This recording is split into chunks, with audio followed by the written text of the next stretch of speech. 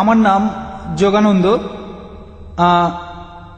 এই অনুষ্ঠানে থাকতে পেরে আমি ধন্যবাদ জানাই সর্বশক্তিমান আল্লাহকে। আজকে স্রষ্টা আমাদের কাছে শান্তির বাণী পাঠিয়েছেন জাকির নায়েকের মাধ্যমে।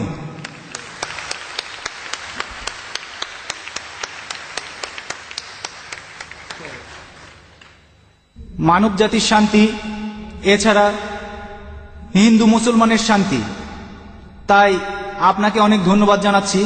আপনি অসাধারণ একটা কাজ করেছেন। যেভাবে আপনি বেদ আর অন্যান্য ধর্মগ্রন্থ থেকে উদ্ধৃতি দিলেন, অসাধারণ একটা কাজ করেছেন। তারপরও আমাদের হিন্দুইজমে একটা জিনিস রয়েছে, সেটা হলো সিদ্ধান্ত। আপনি এখানে বেদান্ত নিয়ে কথা বলেছেন। যদি সিদ্ধান্ত পড়েন তাহলে হিন্দুইজম নিয়ে আরো বলতে পারবেন, আর এটা আমাদের মানবজাতির শান্তির জন্য ভালো হবে। আচ্ছা, অনেক ধন্যবাদ, অনেক ধন্যবাদ।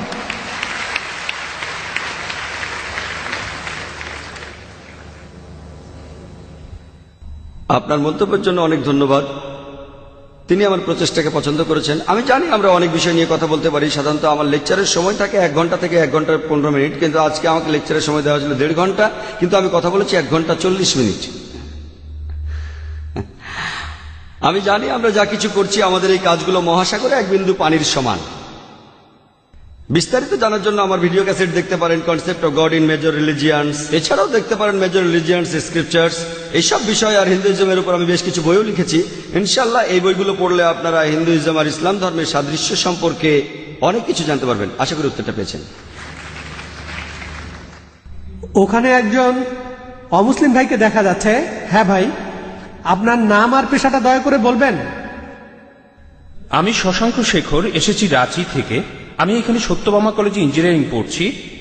স্যার, আজকের অনুষ্ঠানে আপনার লেকচার শোনার পর ইসলাম ধর্ম আর মুসলমানদের সম্পর্কে আমাদের ভুল ধারণা দূর হয়ে গেছে।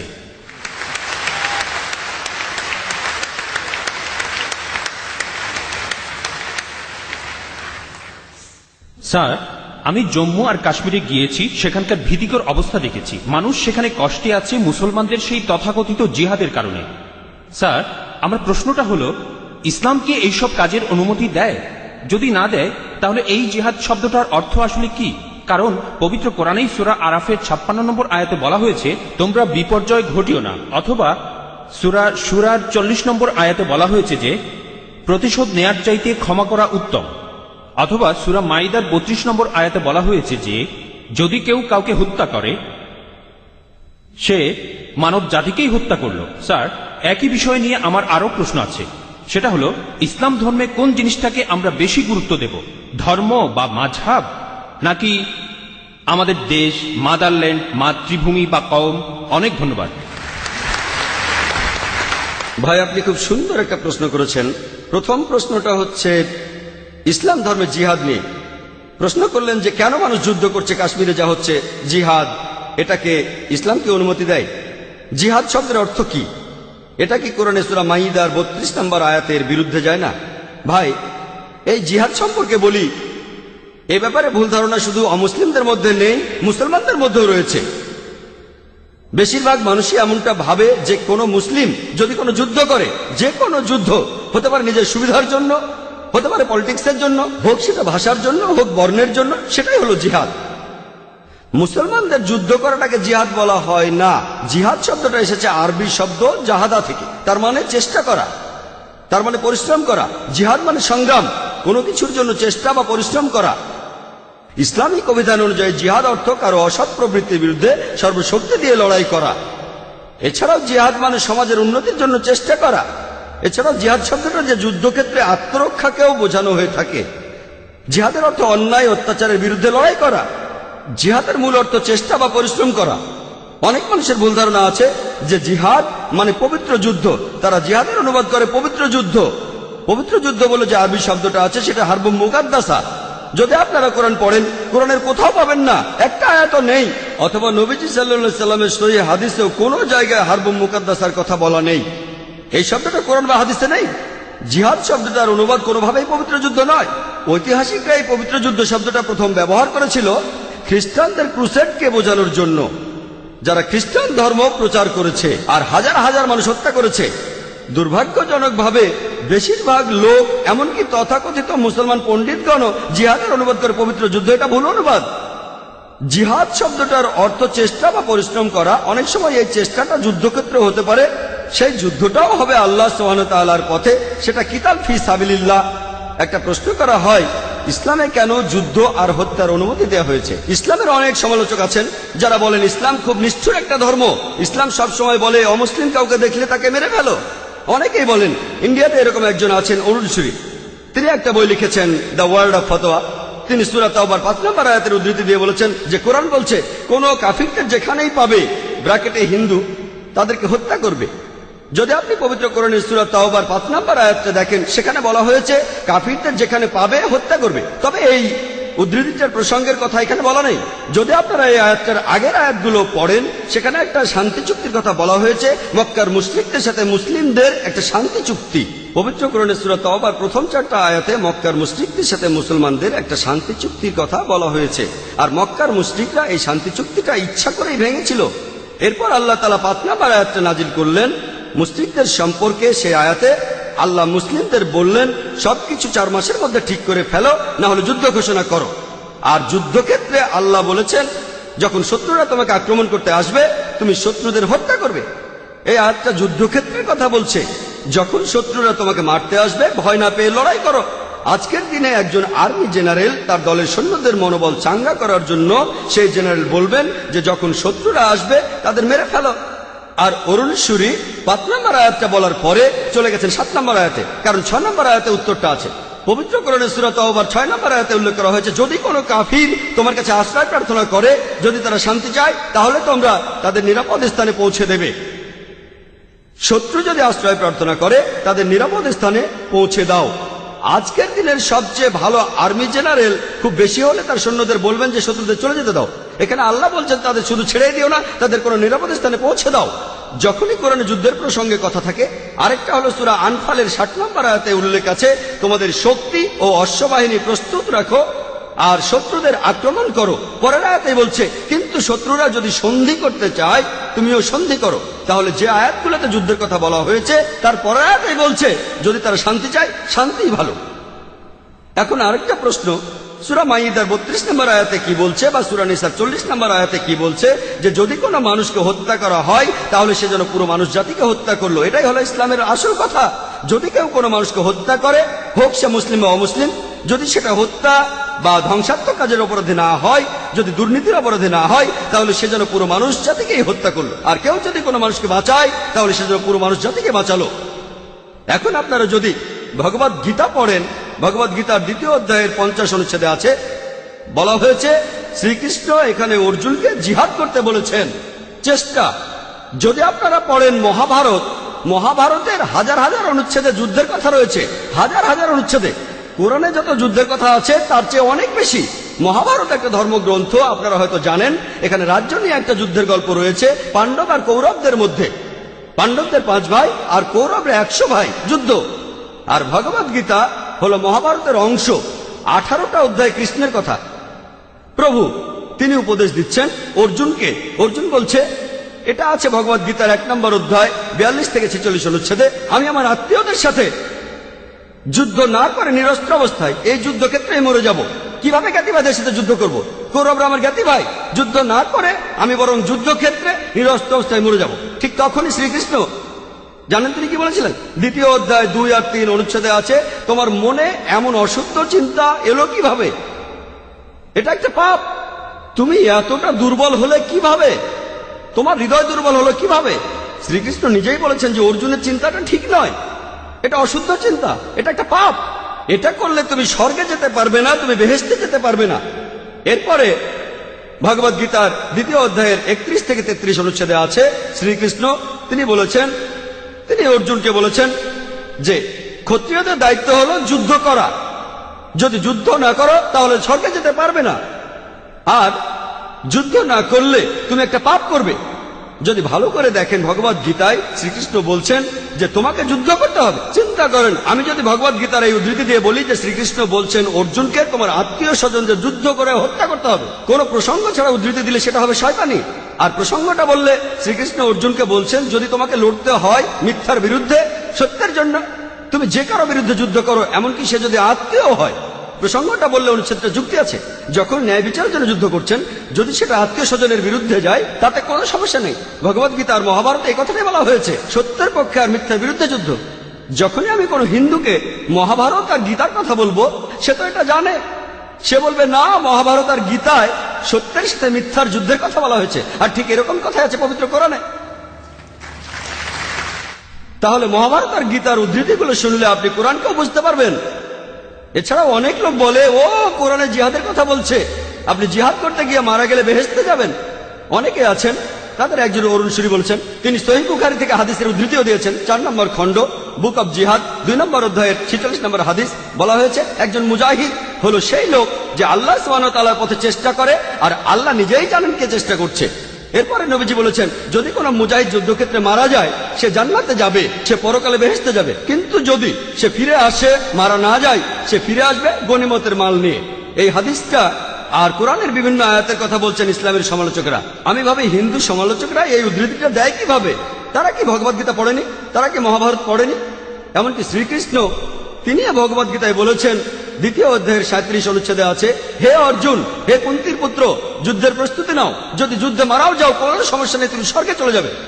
আর যদি তুমি জয়লাভ করে ফিরে আসো, তাহলে তুমি এই পৃথিবীর ধন সম্পদগুলো পাবে। হাদিসে একই কথা আছে। তাহলে কৃষ্ণ যখন অর্জুনকে বলছে, যুদ্ধ করো, সমস্যা নেই, যদি মারা যাও স্বর্গে চলে যাবে, যদি যুদ্ধে জিতে ফিরে আসো তুমি অনেক ধন সম্পদ পাবে। সহিহ বুখারীও একই কথা বলছে, কোরআনেও একই কথা আছে। তাহলে ধর্মগ্রন্থগুলো পড়লে আমরা একে অন্যকে ভালোভাবে বুঝতে পারবো। তাহলে ইসলামে যুদ্ধের অনুমতি আছে শেষ উপায় হিসেবে, আত্মরক্ষার জন্য, আর অত্যাচারের বিরুদ্ধে, না হলে নয়। আর জিহাদ অর্থ চেষ্টা বা পরিশ্রম করা। এবার আমরা দ্বিতীয় প্রশ্নে আসি, কোনটা বেশি ইম্পর্ট্যান্ট? এখানে বেশি ইম্পর্ট্যান্ট কি দেশের আইন কানুন মেনে চলা, নাকি মাযহাব বা দিনকে মানা? যেন আমাকে প্রশ্ন করছেন, আমার উপর কার দাবি আগে? আমার বাবার দাবি আগে না মায়ের দাবি আগে?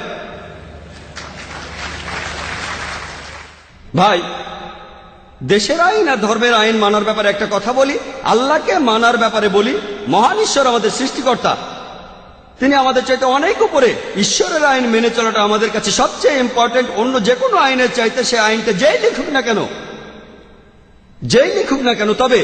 তবে আমি একজন ইন্ডিয়ান, আমি জানি যে ইন্ডিয়ার সংবিধানে এমন কোন আইন নেই যেটা ইন্ডিয়ার কোনো মুসলমানকে তার ধর্ম পালন করতে বাধা দেয়। কোনো বাধা নেই।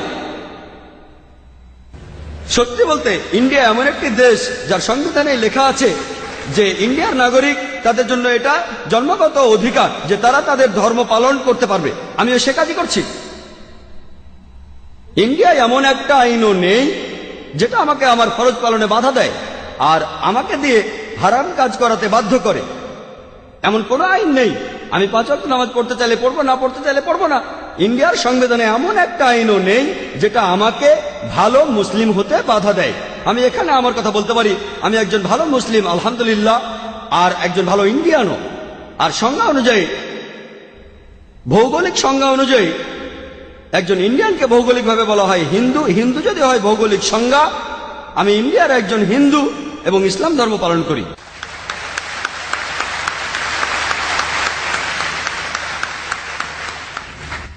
এবারের একজন অমুসলিম বোন এবার প্রশ্ন করবেন। সবাইকে শুভ সন্ধ্যা। আমার নাম আরতি, আমি ইঞ্জিনিয়ারিং এর স্টুডেন্ট। আমি এই কথা মানি যে সব ধর্মই আসলে কিছু বিশ্বাসের সমষ্টি। হিন্দুইজম একটা বিশ্বাস, ইসলাম একটা বিশ্বাস, খ্রিস্টান ধর্ম একটা বিশ্বাস। আর বেশিরভাগ প্রধান ধর্মই, যেমন হিন্দুইজম, ইসলাম বা খ্রিস্টান ধর্ম, এগুলো সময়ের সাথে গড়ে উঠেছে। এই ধর্মগুলো অনেক সময় পার করে তারপর এসেছে। এই ধর্মগুলোতে অনেক কিছু যোগ হতে পারে, বাদ যেতে পারে। এতে করে ধর্মটা উন্নত হতে পারে, অথবা এসব যোগ বিয়োগে ধর্মটার অনেক ক্ষতিও হতে পারে। আমার প্রশ্নটা হলো, আমাদের কেন কোরআন বা বেদের মতো কিছু ধর্মগ্রন্থ মেনে চলতে হবে? আমরা কেন ধর্মগুলোর ভালো জিনিসটা নিয়ে আর খারাপ জিনিসগুলো বাদ দিয়ে তারপর পালন করি না?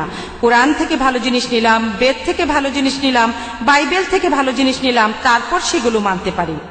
আর বেদে যে কথাই থাকুক, কোরআনে যে কথাই থাকুক, আর বাইবেলে যে কথাই থাকুক, আমার মতে পুরুষের একটাই স্ত্রী থাকা উচিত। আর আমি কোনো কিছু এজন্য মানব না যে সেটা কোরআনে লেখা আছে বা বেদে লেখা আছে। আমি আমার যুক্তি আর বুদ্ধি দিয়েই সেটা বিচার করব আর সব ধর্ম থেকে ভালো জিনিসটাই নেব। আর আজকের এই অনুষ্ঠানে আমরা কেন এই দুইটা ধর্মের সাদৃশ্য আর পার্থক্য নিয়ে আলোচনা করছি? আমরা তো দুইটা ধর্ম থেকে ভালো জিনিসগুলো নিয়ে আমাদের নিজেদের মতো জীবনযাপন করতে পারি। খুব এটাই সুন্দর। আমার প্রশ্ন। বোন, আপনি খুব সুন্দর একটা প্রশ্ন করেছেন, খুবই সুন্দর প্রশ্ন, খুবই প্রাসঙ্গিক প্রশ্ন। আমরা কেন কোনো ধর্ম পালন করব? কেন হিন্দুজম, ইসলাম আর খ্রিস্টান ধর্ম তার চেয়ে সব ভালো জিনিসগুলো জড়ো করি, সেগুলোই মেনে চলি, শেষ। কোনটা ভালো কোনটা খারাপ কে বলবে?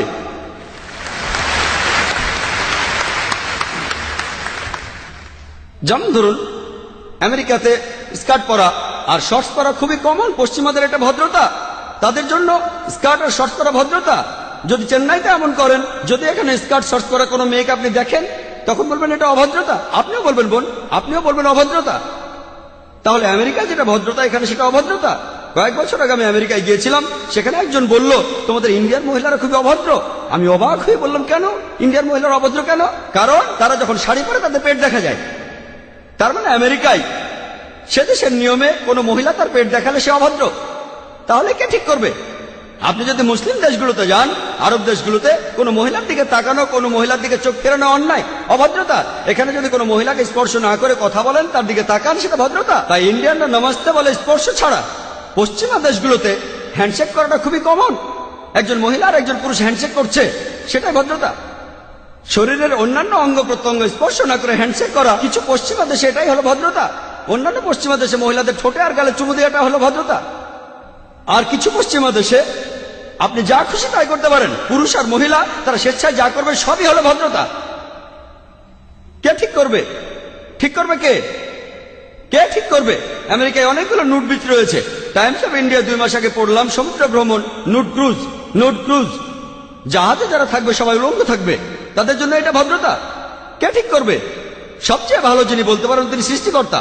আমি প্রশ্ন করছি, কোনটা ভালো কোনটা খারাপ কে ঠিক করবে? কে ঠিক করবে? আপনি বললেন সেরা নিয়মগুলোই বাঁচা হবে, আর আমিও আপনার সঙ্গে একমত। আমি আপনার সঙ্গে একমত, সবগুলো ধর্মের ভালো জিনিসগুলো বেছে নেন। আমি সেটাই করেছি। আমি সব ভালো জিনিসগুলো বেছে নিয়েছি বেদের মধ্যে থেকে।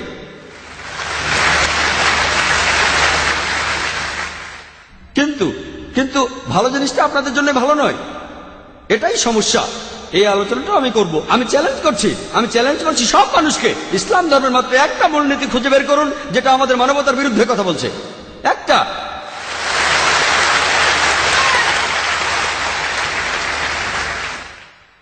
আমি চ্যালেঞ্জ করছি, আমি অন্য মুসলমানকে এর মধ্যে টানছি না, আমি শুধু আমার মাথাটা গিলোটিনে রাখছি। আমি সবাইকে চ্যালেঞ্জ করছি, যে কেউ, হ্যাঁ, অনেক অমুসলিম আছেন যাদের কাছে মনে হবে কিছু এক ভুল, যেমন ধরুন এই বোন পুরুষের একাধিক বিয়েতে একমত নন। এরপরও বলবো ইনশাল্লাহ, আমার উত্তরটা শুনে আপনিও মানবেন, ইনশাল্লাহ মেনে নেবেন, আপনিও একমত হবেন। যেমন ধরুন আপনি প্রশ্ন করলেন 2 আর 2 যোগ করলে কত হয়, আমি উত্তরটা জানি বলে দিলাম, তারপর আপনি উত্তর শুনে মেনে নেবেন। আমরা এখানে যেটা করব, যেসব ব্যাপারে আপনারা একমত নন, আপনার মাইকের সামনে এসে প্রশ্ন করবেন। আমি আসলে একজন ছাত্র হিসেবে যথাসাধ্য চেষ্টা করবো, আল্লাহ চাইলে উত্তরটা দিতে পারবো। এখন বেদ যে বলছে আপনি একাধিক বিয়ে করতে পারেন, খ্রিস্টানদের বাইবেল বলছে, কোরআনও বলছে। এখন আপনি এইসবের কোনোটাই মানতে চান না, সমস্যা নেই, আসুন আমরা যুক্তির কথা বলি, আমরা যুক্তি দিয়ে দেখি। বোন, আপনি কি জানেন প্রাকৃতিকভাবে ছেলেরা আর মেয়েরা সমান অনুপাতে জন্মায়? প্রাকৃতিকভাবে ছেলেরা আর মেয়েরা সমান অনুপাতে জন্ম নেয়। কিন্তু কোন ডাক্তারের কাছে যান, শিশুদের উপর ডাক্তার, তিনি বলবেন যে মেয়ে শিশুরা বিভিন্ন জীবাণুর বিরুদ্ধে ছেলে শিশুর চেয়ে ভালোভাবে লড়াই করতে পারে। তাহলে শিশু বয়সে দেখা যায় মেয়ে শিশু যত মারা যায় তার চেয়ে ছেলে শিশু অনেক বেশি মারা যায়। শিশু বয়সে মেয়েদের সংখ্যা ছেলেদের চাইতে বেশি থাকে। তারপর সময় যায়, মানুষ ধূমপানের কারণে মারা যায়, মদ খাওয়ার কারণে মারা যায়, অ্যাক্সিডেন্টে মারা যায়, যুদ্ধে মারা যায়, এখানেও মেয়েদের চাইতে ছেলেরা বেশি মারা যায়। তাই আজকের দিনে পৃথিবীতে পুরুষের চাইতে মহিলার সংখ্যা অনেক বেশি। শুধুমাত্র কয়েকটা দেশে, ইন্ডিয়ার মতো তৃতীয় বিশ্বের কয়েকটা দেশে মেয়েদের সংখ্যা ছেলেদের চাইতে অনেক কম। কারণটা জানেন? কারণ হলো মেয়ে শিশু হত্যা। বিবিসির একটা রিপোর্টে এমিলিও বেকাননের কথা অনুযায়ী তিনি একটা প্রোগ্রামে বেশি বয়সে মৃত্যু নিয়ে বলেছিলেন, প্রত্যেক দিন ইন্ডিয়াতে 3000-এরও বেশি মহিলা তাদের গর্ভপাত ঘটায় যখন জানতে পারে গর্ভের শিশুটি মেয়ে। তার মানে প্রতি বছরে ইন্ডিয়াতে 10 লাখেরও বেশি মহিলা গর্ভপাত ঘটায় যখন জানতে পারে গর্ভের শিশুটি মেয়ে। যদি এই অশুভ প্রথাটি বন্ধ করা যায়, আর তামিলনাড়ুর সরকারি হাসপাতালের রিপোর্ট অনুযায়ী আপনাদের এই প্রদেশেই এই রিপোর্ট বলছে প্রতি 10 জন মেয়ে সন্তানের 4 জনকে মারা হয়। এই কাজটাকে সঠিক? এটা ভুল। যদি এই অশুভ প্রথা বন্ধ করেন তাহলে ইন্ডিয়াতেও মেয়েদের সংখ্যা হবে ছেলেদের সংখ্যা চাইতে বেশি। শুধুমাত্র আমেরিকাতেই মেয়েদের সংখ্যা ছেলেদের চাইতে 78 লক্ষ বেশি। শুধু ইংল্যান্ডে ছেলেদের চাইতে মেয়েদের সংখ্যা 40 লক্ষ বেশি। জার্মানিতে মেয়েদের সংখ্যা 50 লক্ষ বেশি। শুধু রাশিয়াতে মেয়েদের সংখ্যা হচ্ছে 90 লক্ষ বেশি। আল্লাহ জানেন পৃথিবীতে মেয়েদের সংখ্যা ছেলেদের চাইতে কতজন বেশি। মনে করুন হাইপোথেটিক্যাল প্রশ্ন, ধরুন আমার বোন সে আমেরিকায় থাকে, অথবা আপনার বোন সে আমেরিকায় থাকে ইউএসএ, আর সেখানকার বিয়ের বাজারে প্রত্যেক পুরুষ একটা করে বিয়ে করেছে। তবুও সেখানে 78 লক্ষ মহিলা থাকবে যারা কোনো জীবন সঙ্গী খুঁজে পাবে না। তাদের জন্য তখন একটা উপায় খোলা থাকে, যেসব মহিলা জীবন সঙ্গী খুঁজে পাবে না তারা হয় কারো দ্বিতীয় স্ত্রী হতে পারে অথবা হতে পারে জনগণের সম্পত্তি। হয়তো বলবেন জনগণের সম্পত্তি, ভাই জাকির এটা খারাপ শব্দ। বোন সবচেয়ে ভদ্র ভাষায় আমি এটাই বলতে পারি, এর চেয়ে ভালো কোনো শব্দ জানা নেই। আমেরিকাতে সে দেশের পরিসংখ্যান আমাদের বলে বিয়ের আগে গড়ে একজন মানুষের 8 জন যৌনসঙ্গী থাকে। রক্ষিত রাখাটা খুবই কমন, যতজন খুশি 10 জন 20 জন 30 জন সমস্যা নেই। 100 জন আইন আপনাকে কিছুই বলবে না। যদি আপনার একাধিক স্ত্রী থাকে এই ব্যাপারটা তারা হজম করতে পারে না। কেন? রক্ষিতা হয়ে মহিলারা কোনো অধিকার পান না, এখানে সেই মহিলাকে অসম্মান করা হয়। ইসলামে আপনার দ্বিতীয় স্ত্রী থাকলেও তার সমান অধিকার, তার সম্মান আছে, সবাই শ্রদ্ধা করে। তবে আমি আপনার সঙ্গে একমত, এ ব্যাপারে একমত যে কোনো মহিলাই স্বাভাবিক পরিস্থিতিতে তার স্বামীকে অন্য মহিলার সাথে ভাগাভাগি করতে চায় না। আমি একমত বোন, আমি আপনার সাথে একমত। কিন্তু ইসলামিক শরিয়ার মূল কথা হলো বড় ক্ষতি ঠেকানোর জন্য ছোট কোনো ক্ষতি হওয়া ভালো। বড় ক্ষতি ঠেকাতে হলে ছোট ক্ষতি হওয়া ভালো। তাহলে মুসলিম উম্মার সব মুসলমান মহিলা জানেন যে অনেক মহিলা অবিবাহিত, যদি তারা অনুমতি না দেয় তাদের স্বামীদের একাধিক বিয়ে করতে, এরা জনগণের সম্পত্তি হবে। তখন তারাই বলবে আমাদের স্বামীদের ভাগাভাগি করব, কিন্তু অন্যান্য বোনদের জনগণের সম্পত্তি হতে দেব না। আশা করি উত্তরটা পেয়েছেন।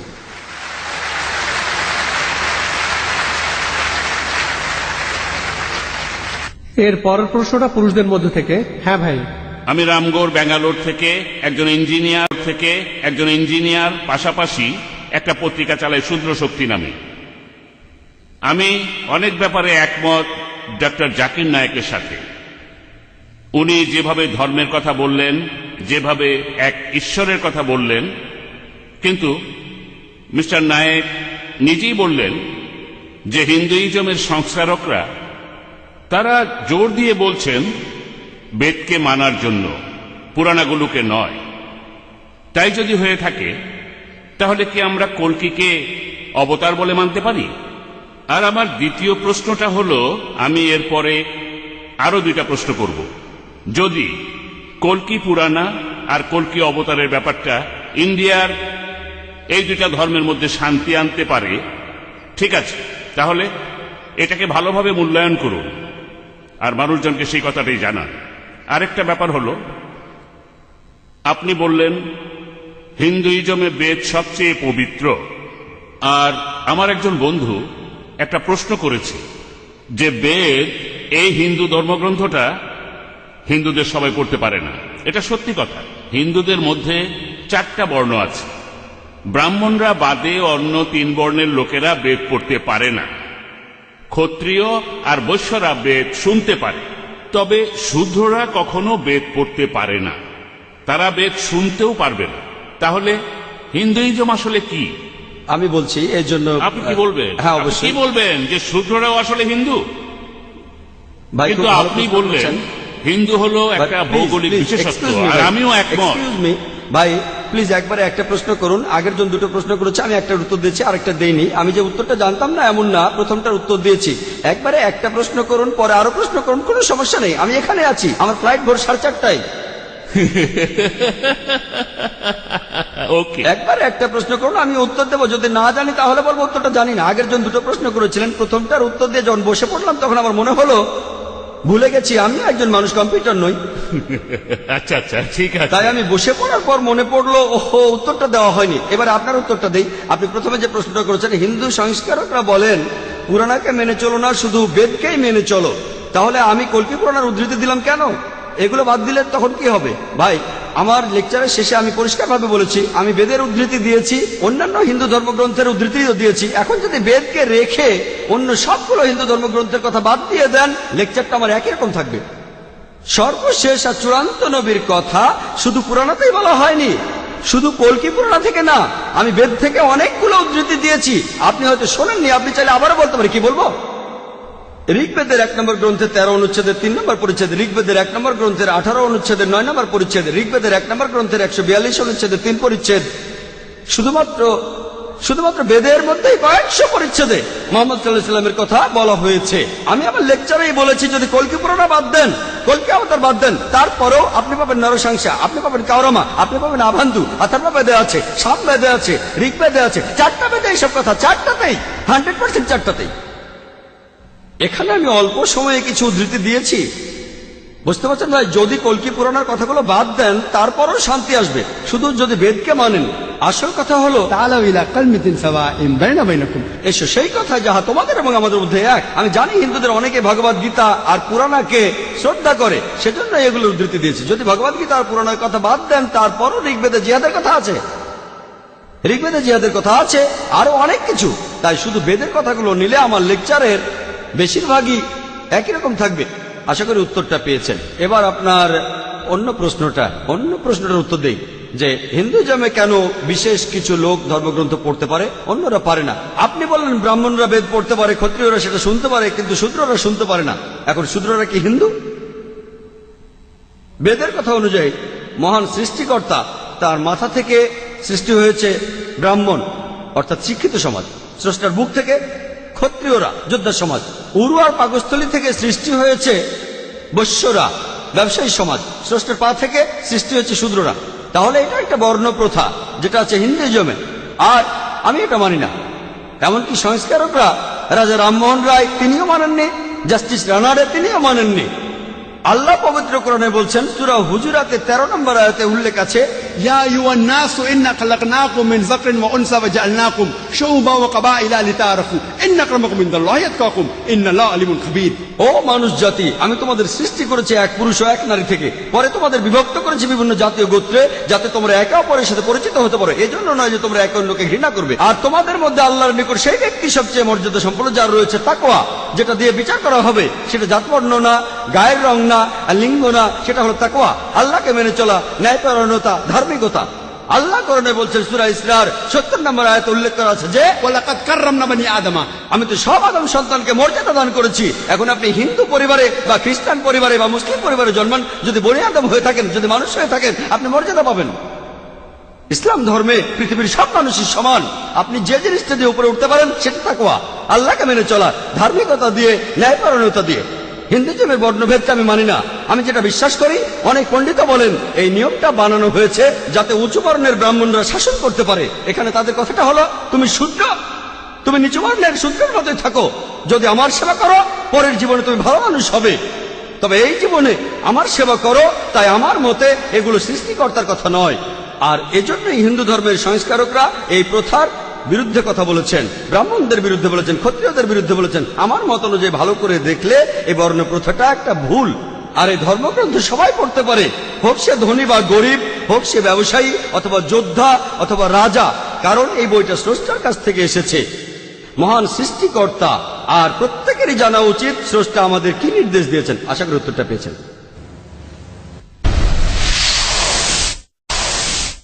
হ্যাঁ ভাই, আমার নাম শ্রীনিবাস, একটা কুরিয়ার কোম্পানিতে চাকরি করি। আমি একেবারে সেই ছোটবেলা থেকেই সত্যিকারের ধর্মকে খুঁজে বেড়াচ্ছি। আর আমি তারপর এক সময় কোরআনের কিছু কথা শুনলাম। আমি যখন দক্ষিণ ভারতে ছিলাম, সেখানে অনেক জায়গায় গিয়েছি। আর এভাবে যাতায়াত করার সময় আমার সাথে অনেক মুসলমানের কথাবার্তা হয়েছে, তাদের সাথে কোরআন নিয়ে কথা বলেছি। আমি আল্লাহর কাছে প্রার্থনা করতাম। তারপর দেখা হলো জাহাঙ্গীর ভাই আর কায়েদা দিদির সাথে, তাদের কাছে কোরআন সম্পর্কে জানলাম। আর আমি কোরআনের কথাগুলো মন থেকে মানলাম। আমি আনন্দের সাথে জানাচ্ছি যে আজ বিকেলে আমি মুসলমান হয়েছি। আলহামদুলিল্লাহ।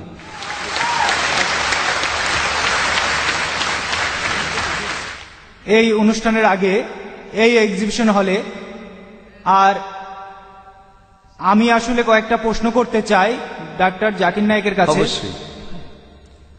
তার একটা হলো, আমার কাছে এখনো কোনো কোরআন শরীফ নেই। আমি লোকজনের মুখে কোরআনের আয়াত শুনেছি, তার মধ্যে আমার কয়েকটা আয়াত মনে আছে। যেমন সূরা ইসরার 40 নম্বর আয়াত বলছে, আল্লাহ কি তোমাদের পুত্র দিয়েছে আর তিনি ফেরেশতাদের কন্যা রূপে গ্রহণ করেছেন। আমি এই আয়াতটা বুঝতে পারিনি। এছাড়া আরেকটা প্রশ্ন, হারুর জিনিসটা কি? জি, হারুর বেহেশতের সঙ্গী। হুর, হুর। যখন মানুষ বেহেশতে যাবে তখন এই সঙ্গীরা থাকবে। ভাই আপনি বলছেন হুর, হুর, হ্যাঁ, হুর, হুর, ঠিক বেহেশতের বলেছেন, হুর। বেহেশতের সঙ্গী। ভাই আপনি কোরআনের একটি আয়াত বললেন আর সেই আয়াতটা নিয়ে প্রশ্ন করলেন, তবে তার আগে আপনাকে অভিনন্দন জানাই, শান্তির ধর্মে স্বাগতম। ধন্যবাদ।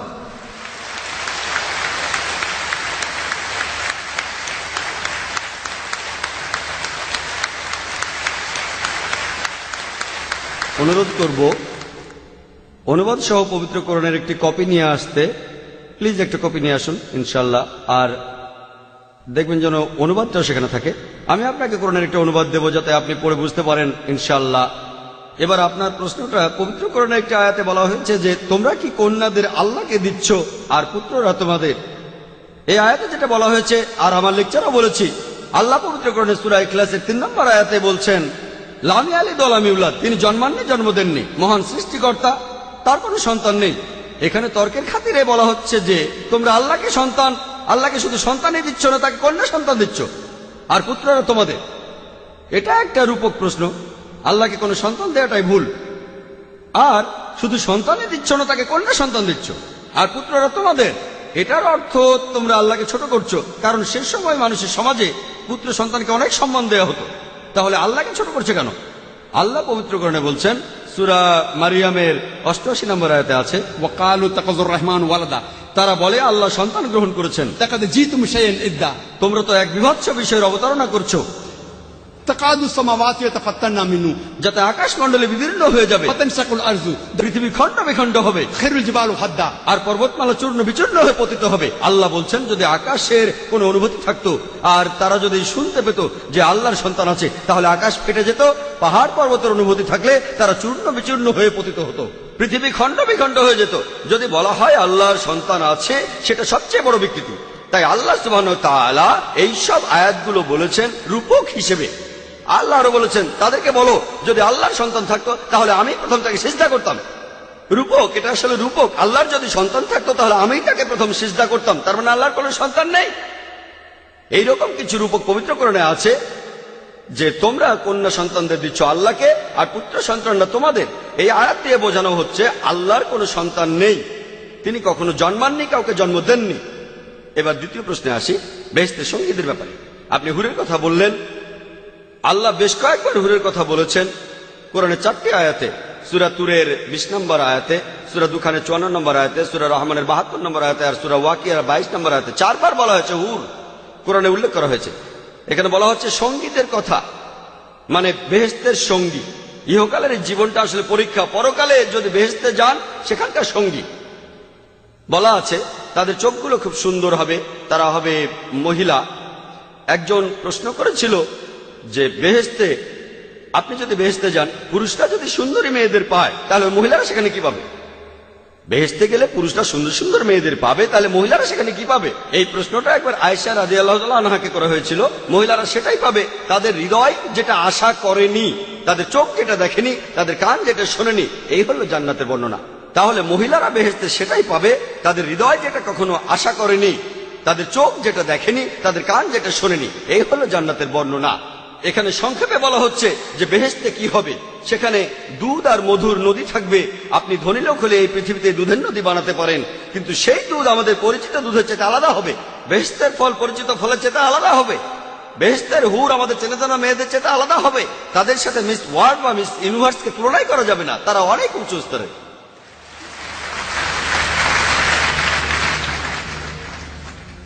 আজকের এই অনুষ্ঠানটা আমাদের দেশ ও জাতির শান্তির জন্য একটা ভালো পদক্ষেপ, কিন্তু আমাদের বিবাদ কিন্তু ধর্মের কারণে নয়। আশা করি বুঝেছেন। আমাদের মধ্যকার বিবাদটা ধর্মের কারণে নয়, ঈশ্বরের কারণে নয়, ধর্মগ্রন্থের কারণে নয়। এই বিবাদের মূল কারণ নিজেদের স্বার্থ। পলিটিশিয়ানরা আর বিশেষ কিছু লোক তারা ভাবে যে তারাই সবার উপরে আর তারাই দেশটাকে নিয়ন্ত্রণ করবে। এটা তাদের বানানো। আর ধর্মের নাম করে তারা লড়াই করছে। এই লড়াইটা ঈশ্বরের নামে নয়। আমরা জানি ঈশ্বর এমনটা নন। আমরা সবাই উপাসনা করি এক ঈশ্বরকে। এখানে যে কারণে এই বিবাদটা হচ্ছে ধর্মের নাম, একটা বর্ণ, বিশেষ একটা বর্ণ তারা নিজেদের বড় মনে করে, তারাই এসব করছে। ভাই আপনি বললেন যে ধর্ম বিভেদ সৃষ্টি করে না, পলিটিশিয়ানরা এগুলো করছে। আমার লেকচারও সেটা আমি বলেছি। আমার কথা শেষ করার আগে আমি বলেছিলাম যে ব্রিটিশদের শাসননীতি ছিল ডিভাইড অ্যান্ড রুল। দুর্ভাগ্যজনকভাবে বেশিরভাগ পলিটিশিয়ানরা এই নীতিটাই মেনে চলেন।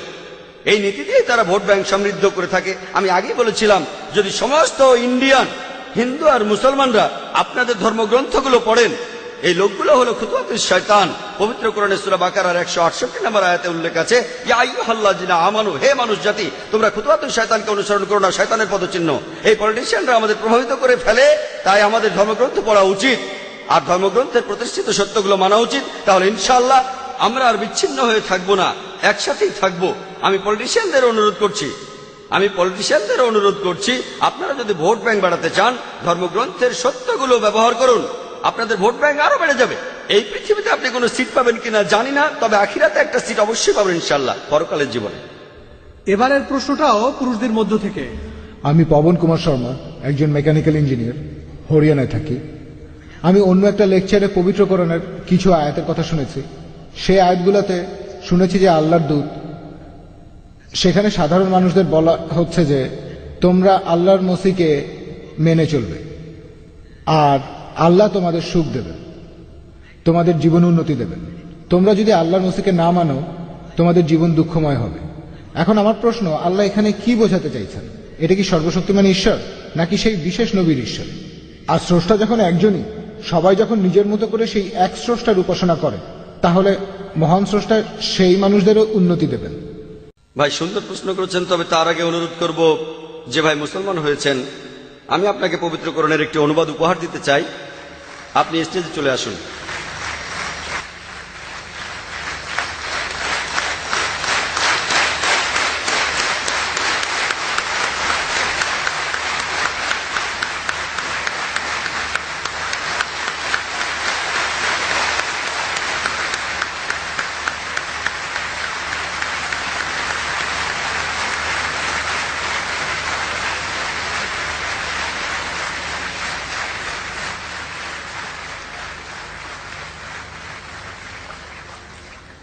প্রশ্ন করলেন যে তিনি কোরআনের একটি আয়াতে পড়েছেন যে আপনি যদি সর্বশক্তিমান ঈশ্বরকে মেনে চলেন তাহলে সঠিক পথে থাকবেন, তা না হলে আপনি বিপথে চলে যাবেন। এখানে আল্লাহ কি সেই বিশেষ নবীর কথা বলছেন নাকি আলাদা আলাদা নবী আর আল্লাহ? ভাই আমি আমার লেকচারেও বলেছি যে মহান স্রষ্টা কেবলমাত্র একজনই, তবে তিনি অনেক নবী পাঠিয়েছেন আর সকল নবী একটা নির্দেশই প্রচার করেছেন। পবিত্র কোরআনে সব মিলিয়ে 25 জন নবীর নাম আছে। আদম, মুসা, ইব্রাহিম, ঈসা, মুহাম্মদ, সবাইকে আল্লাহ শান্তিতে রাখুন। এই সকল নবী একটা নির্দেশই প্রচার করেছেন, এক ঈশ্বরে বিশ্বাস করো। হিন্দু, মুসলমান বা খ্রিস্টানদের জন্য আলাদা আলাদা করে কোনো ঈশ্বর নেই, প্রত্যেক মানুষের জন্য ঈশ্বর আসলে একজনই। আমরা আরবিতে তাকে বলি আল্লাহ। মহান স্রষ্টাকে যে কোনো নামে ডাকতে পারেন, তবে নামটাও হতে হবে ভালো, নামটাও সুন্দর হতে হবে, নামটা শুনলে মনে কোনো ছবি ভাসবে না। এখানে সর্বশক্তিমান ঈশ্বরকে মেনে চলা মানে যদি ঈশ্বরের নির্দেশ মেনে চলেন, যে নির্দেশ তিনি দিয়েছেন সর্বশেষ আসমানি কিতাব কোরআনের মাধ্যমে, তাহলে ইনশাল্লাহ আপনি সফল হবেন। আমি আগেও বলেছি এই জীবন আসলে পরকালের জন্য পরীক্ষা। তাহলে সকল নবী, ধরুন তিনি আদম অথবা নূহ অথবা ধরুন ইব্রাহিম অথবা তিনি মুসা অথবা ধরুন ঈসা অথবা মুহাম্মদ, তারা সবাই শান্তিতে থাকুন। এই সকল নবী তারা সকলে এক ঈশ্বরের কথা বলেছেন, তারা মানুষকে উপাসনা করতে বলেছেন একজন ঈশ্বরকেই, আলাদা কোন ঈশ্বরকে নয়। সেখানে কি হয়েছে? ঈশ্বরের নির্দেশ পরে বিকৃত হয়ে গেছে। যখনই তার নির্দেশ বিকৃত হয়ে যায় তিনি আরেকজন নবীকে পাঠান। একই কথা আছে ভগবদ গীতা 4 নম্বর অধ্যায় 7 অনুচ্ছেদে, যখনই অন্যায় অবিচার শুরু হয় আমি আসি। তবে কে আসেন?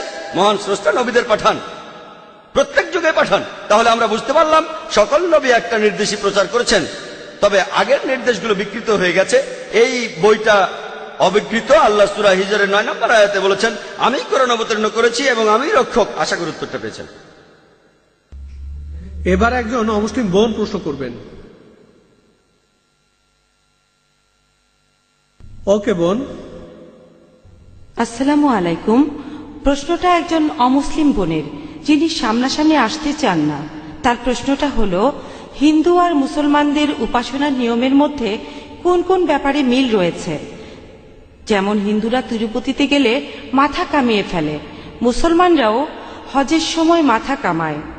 এছাড়া হিন্দুরা তাদের মন্দির প্রদক্ষিণ করে, মুসলমানরাও সেটা করে তাওয়াফের সময়।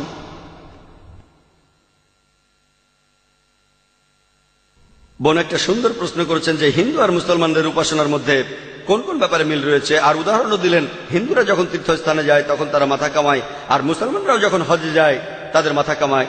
তারাও প্রদক্ষিণ করে, আমরাও প্রদক্ষিণ করি। উপাসনার নিয়মে অনেক মিল রয়েছে। এখন মাথা কামানোর কথাটা আমি বলি।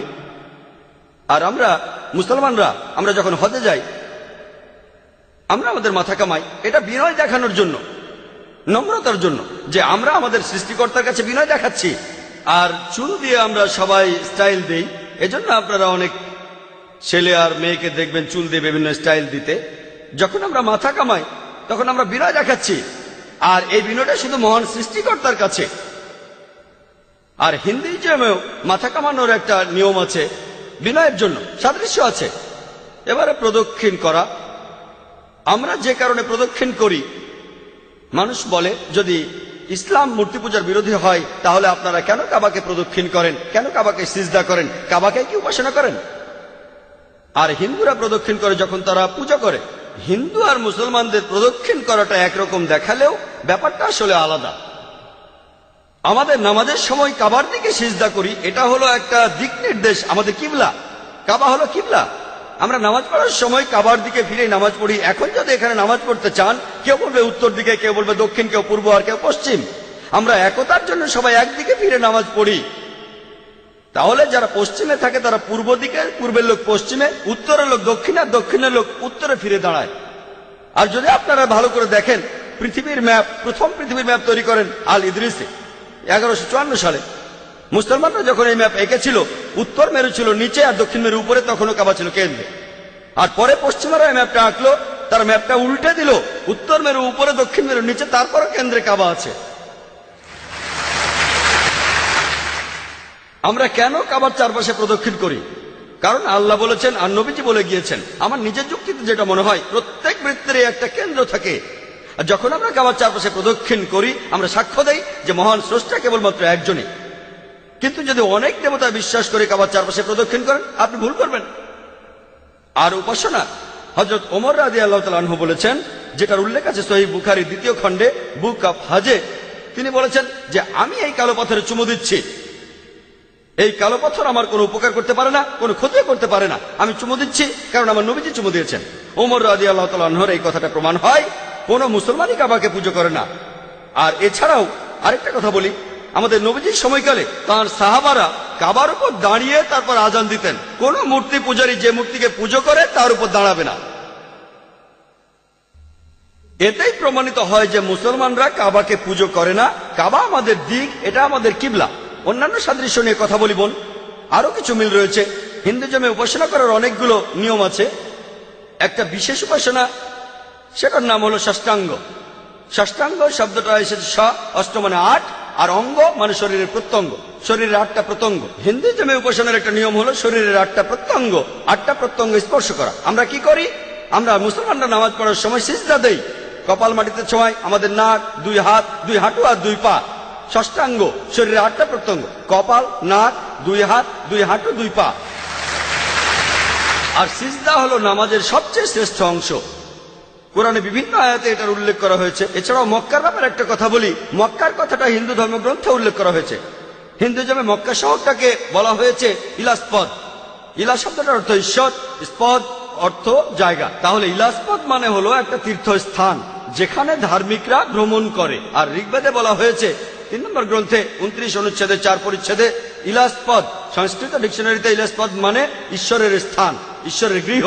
এটা হলো একটা তীর্থস্থান, তীর্থযাত্রার স্থান। একই কথা পবিত্র কোরআনে সূরা আলে ইমরানের 96 নম্বর আয়াতে উল্লেখ আছে, সর্বপ্রথম গৃহ প্রতিষ্ঠিত হয়েছিল বাক্কায়। এটা মক্কার আরেকটি নাম।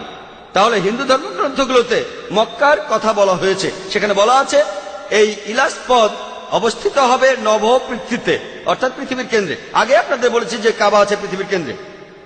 তারপর দেখবেন কয়েকটা পরিচ্ছেদ পরে ঋগ্বেদের 3য় গ্রন্থ 29 অনুচ্ছেদের 11 পরিচ্ছেদে নরসংসা কথাটা বলা হয়েছে যে নবীকে প্রশংসা করা হয়। এখন ইলাসপদের পাশাপাশি নবীর কথাও সেখানে বলা হয়েছে। এখানে পরিষ্কার বলা আছে যে হিন্দুইজমে তীর্থস্থানগুলোর একটি হলো মক্কা।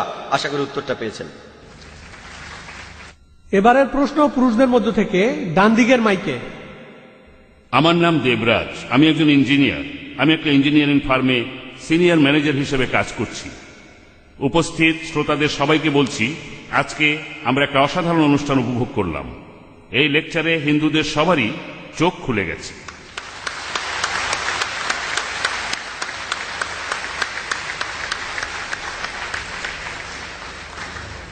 আর আমি সত্যি মুগ্ধ হয়েছি, অবাক হয়েছি যেভাবে ডক্টর জাকির নায়েক বেদ আর উপনিষদ থেকে বিভিন্ন উদ্ধৃতি দিলেন।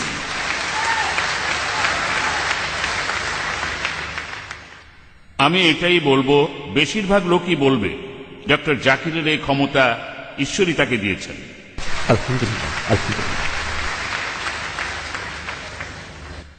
আজকে একটা ব্যাপার খেয়াল করলাম, ইসলাম ধর্মে স্পষ্ট করে বলা আছে মানুষের আসলে কি করা উচিত। হিন্দুইজমে এটা পরিষ্কার না। কথাগুলো আছে কিন্তু পরিষ্কার না। অনেকের মধ্যেই ভুল ধারণাগুলো আছে। অনেক ধরনের ধারণা, মতবাদ, বিশ্বাস সেখানে আছে। কথাগুলো কিন্তু আছে, একটু অন্যভাবে বলা আছে। আমি আপনাদের কাছে অনুরোধ করব যে হিন্দু পণ্ডিতদের আমন্ত্রণ করেন আর তারপর একটা বিতর্কের আয়োজন করেন, যাতে করে সবাই সত্যটা জানতে পারে।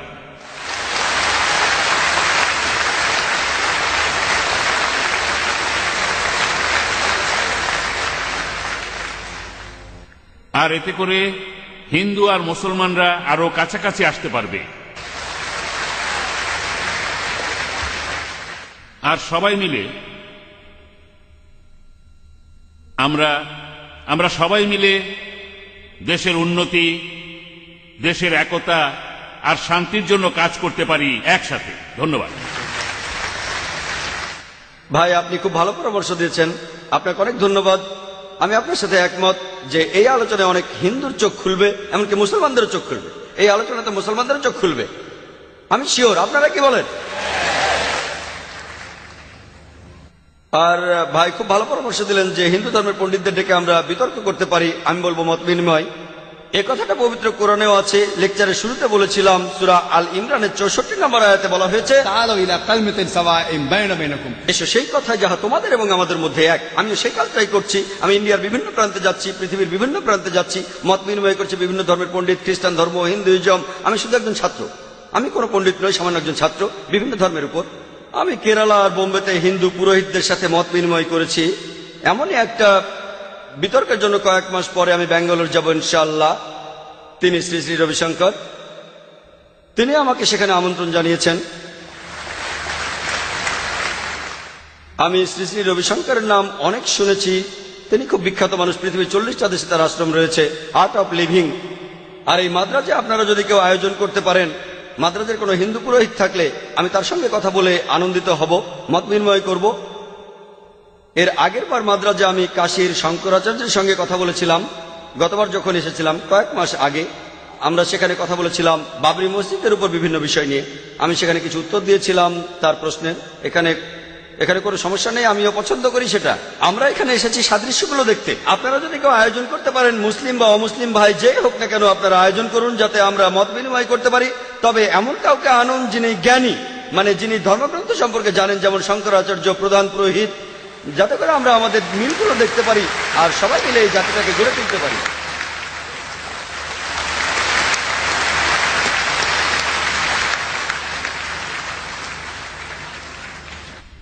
এবার প্রশ্ন করবেন একজন অমুসলিম বোন। মিস্টার জাকির, প্রশ্নটা করেছে আমার এক অমুসলিম বন্ধু।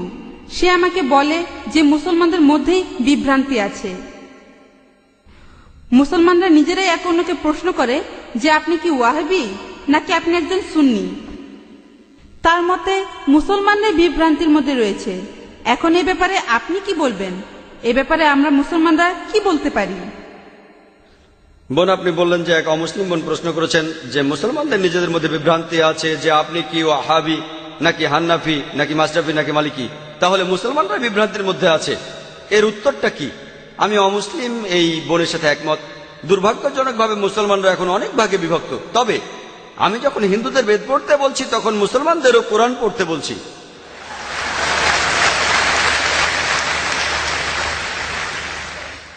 আল্লাহ পবিত্র কোরআনে বলেছেন সূরা আল ইমরানের 103 নম্বর আয়াতে আল্লাহ তাআলা বলেছেন, ওয়াতাসিমু বিহাবলিল্লাহি জামিআ ওয়া লা তাফাররাকু।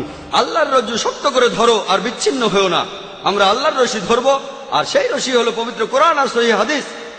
আল্লাহ কোরআনে বলছেন সূরা আল আনামের 159 নম্বর আয়াতে উল্লেখ আছে, যারা দিন সম্বন্ধে নানা মতে সৃষ্টি করেছে, হে রাসূল তাদের দায়িত্ব তোমার নয়। ইসলাম ধর্মে বিভিন্ন দল আর মত তৈরি করা এটা নিষিদ্ধ, এটা হারাম। কিন্তু যদি মুসলমানদের বলি আপনি কি, কেউ বলে আমি হানাফি, কেউ বলে মাশরাফি, কেউ বলে হামলি, কেউ বলে ওয়াহাবি। নবীজি কি ছিলেন? তিনি কি হানাফি? তিনি কি মাশরাফি? তিনি কি হামলি? তিনি কি মালিকি? তিনি কি ছিলেন? তিনি মুসলিম ছিলেন। পবিত্র কোরআনে সূরা আল ইমরানের 52 নম্বর আয়াতে উল্লেখ করা আছে ঈসা আলাইহিস সালাম, যিশু খ্রিস্ট, তিনি মুসলমান ছিলেন। পবিত্র কোরআনে সূরা আল ইমরানের 67 নম্বর আয়াতে উল্লেখ আছে যে ইব্রাহিম আলাইহিস সালাম তিনিও মুসলিম ছিলেন। পবিত্র কোরআনে সূরা ফুসিলাতে 33 নম্বর আয়াতে উল্লেখ করা আছে, ওয়ামান আহসানু ক্বালাম মিম্মান দা ইলাল্লাহি ওয়া আমিলা সালিহান ক্বালা ইন্নানি মিনাল মুসলিমিন। সেই ব্যক্তির চেয়ে কে উত্তম যে মানুষকে আহ্বান করে আল্লাহর পথে, সৎকর্ম করে আর বলে আমি মুসলমান। আমাদের নবী মুহাম্মদ সাল্লাল্লাহু আলাইহি ওয়াসাল্লাম মুসলমান ছিলেন। আল্লাহই বলেছেন আমরা হব মুসলমান। মুসলমানের চেয়ে ভালো কোনো বিশেষণ নেই। আর চারজন বিখ্যাত ইমামের সবাই, ইমাম আবু হানিফা, ইমাম মাশরাফি, ইমাম আহমদ ইবনে হাম্বল, ইমাম মালিক, আল্লাহ সবাইকে শান্তিতে রাখুন, তারা বিখ্যাত পণ্ডিত। আমি তাদের সবাইকে শ্রদ্ধা করি, পছন্দ করি। তারা বিখ্যাত পণ্ডিত। আর এই পণ্ডিতদের সবাই বলেছেন, এই চারজন ইমাম বলেছেন, যদি আমার কোনো ফতোয়া আল্লাহ ও রাসূলের বিরুদ্ধে যায় তাহলে তোমরা আমার ফতোয়াকে ছুঁড়ে ফেলে দাও।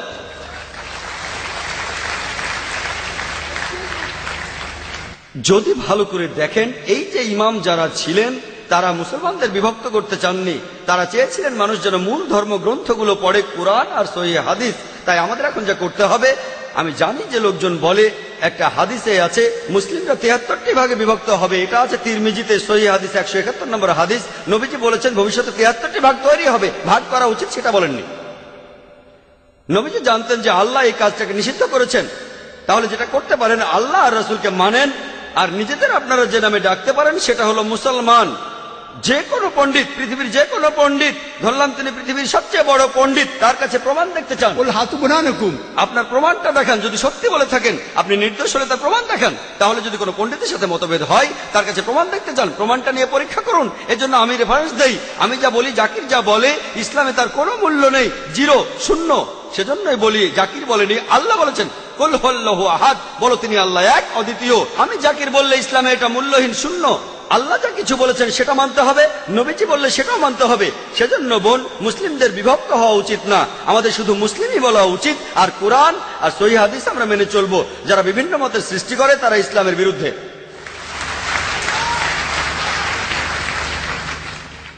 হ্যাঁ ভাই, প্রশ্নটা করুন। ডক্টর মহাদেব, আমি প্রাইভেট প্র্যাকটিস করি। গত পরশুদিন আমি আব্দুর রহিম গ্রিনের লেকচার শুনতে গিয়েছিলাম। তাকে একটা প্রশ্ন করেছিল একজন মেডিকেল স্টুডেন্ট। তার প্রশ্নটা ছিল বেহেশত নিয়ে, যারা ইসলাম মানে তারা বেহেশতে যাবে আর বাকি সবাই যাবে দোজখে। এটা কি বিস্তারিত বলবেন? ধন্যবাদ। ভাই, আপনি প্রশ্ন করলেন যারা ইসলাম মানে তারা বেহেশতে যাবে আর যারা ইসলাম মানে না তারা দোজখে যাবে। তার মানে কি মুসলমানরা সবাই বেহেশতে যাবে আর অমুসলিমরা দোজখে যাবে? ভাই, কি করলে বেহেশতে যাবেন সেই কথাটা রয়েছে সূরা আসরে 1 নম্বর আয়াত থেকে 3 নম্বর আয়াতে বলা হয়েছে, ইন্নাল ইনসানা ফি খুসর ইল্লাল্লাযিনা আমানু ওয়া আমিলুস সলিহাতি ওয়া তাওয়াসাউ বিল হাক্কি ওয়া তাওয়াসাউ বিস সাবর। মহাকালের শপথ, মানুষ জাতি অবশ্যই ক্ষতিগ্রস্ত তারা বাদে যারা ঈমান আনে, যারা সৎকর্ম করে, যারা মানুষকে সত্যের উপদেশ দেয় অর্থাৎ দাওয়া, আর যারা মানুষকে ধৈর্যের উপদেশ দেয়। কোন মানুষ বেহেশতে যেতে চাইলে তার 4টা জিনিস লাগবে: ঈমান, বিশ্বাস। ইসলামের স্তম্ভগুলির মধ্যে একটা সৎ পথে কাজ, মানুষকে সত্যের উপদেশ দেয়া আর মানুষকে ধৈর্যের উপদেশ দেয়া, এই চারটা জিনিসের একটাও বাদ গেলে স্বাভাবিক পরিস্থিতিতে আপনি বেহেশতে যেতে পারবেন না। শুধু আপনার নাম আব্দুল্লাহ, মোহাম্মদ, সুলতান বা জাকির হলে আপনি বেহেশতে যেতে পারবেন না। শুধু মুখে মুসলিম দাবি করলে বেহেশতে যাবেন না। আমি আমার লেকচারেও বলেছি, পবিত্র কোরআনে সূরা আনকাবুতের 2 নম্বর আয়াতে উল্লেখ করা আছে, আমি ঈমান এনেছি কথা বললেই, আমি মুমিন কথা বললেই তোমরা কি মনে করো তোমরা বেহেশতে যেতে পারবে? আল্লাহ তোমাদের অবশ্যই পরীক্ষা করবেন। তাহলে নিজেকে মুসলিম দাবি করলেই আপনি বেহেশতে চলে যাবেন না। যে লোকটা ইসলাম ধর্ম পালন করে, ইসলাম শব্দটা এসেছে আরবি শব্দ সালাম থেকে, যার অর্থ শান্তি। এর আরেকটা অর্থ ঈশ্বরের কাছে নিজের ইচ্ছাকে সমর্পণ করে দেয়া।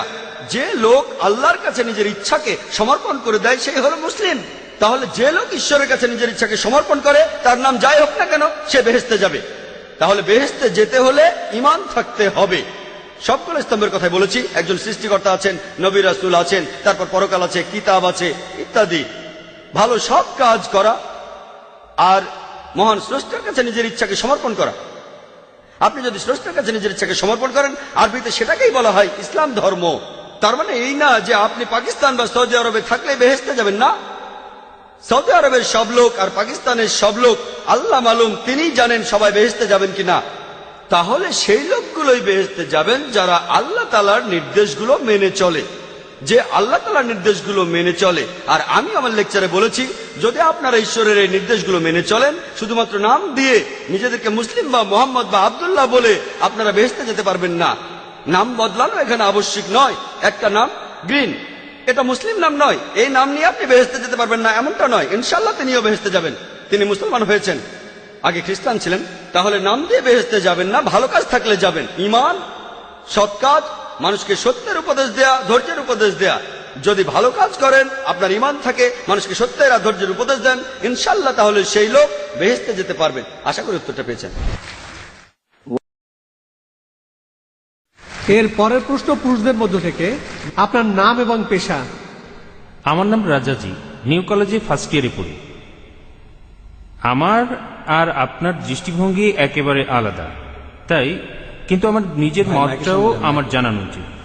আপনি বললেন কৃষ্ণের 16,000 স্ত্রী ছিল, আমরা মুসলমানরাও 4টা বিয়ে করতে পারি। এতে একথাই বলা যায় যে এই দুইটা ধর্মই একসাথে মহিলাদের অধিকার থেকে বঞ্চিত করছেন। আপনি বললেন যে হয়তো বলতে পারেন মানুষ আসলে খুব আকর্ষণীয়, তবে এটা ব্যক্তিগত দৃষ্টিভঙ্গি। আর যদি এভাবে ব্যাপারটা দেখেন, আপনাদের দেখার ভুল আছে, আপনাদের চিন্তায় ভুল আছে। সৌন্দর্যের যে ধারণা সেটাও সময়ের সাথে বদলায়।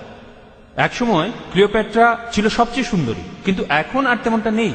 এখন ঐশ্বরিয়া রাই হলো 1 নম্বর। আর আপনি বললেন যে মূল ধর্মগ্রন্থ পড়তে, কিন্তু এতে করে কিছু উগ্রবাদী আর মৌলবাদী তৈরি হয়। আপনি যখন কোনো ধর্মে বিশ্বাস করবেন, তখন নিজের অন্যায়টাকে অন্যায় মনে হবে না।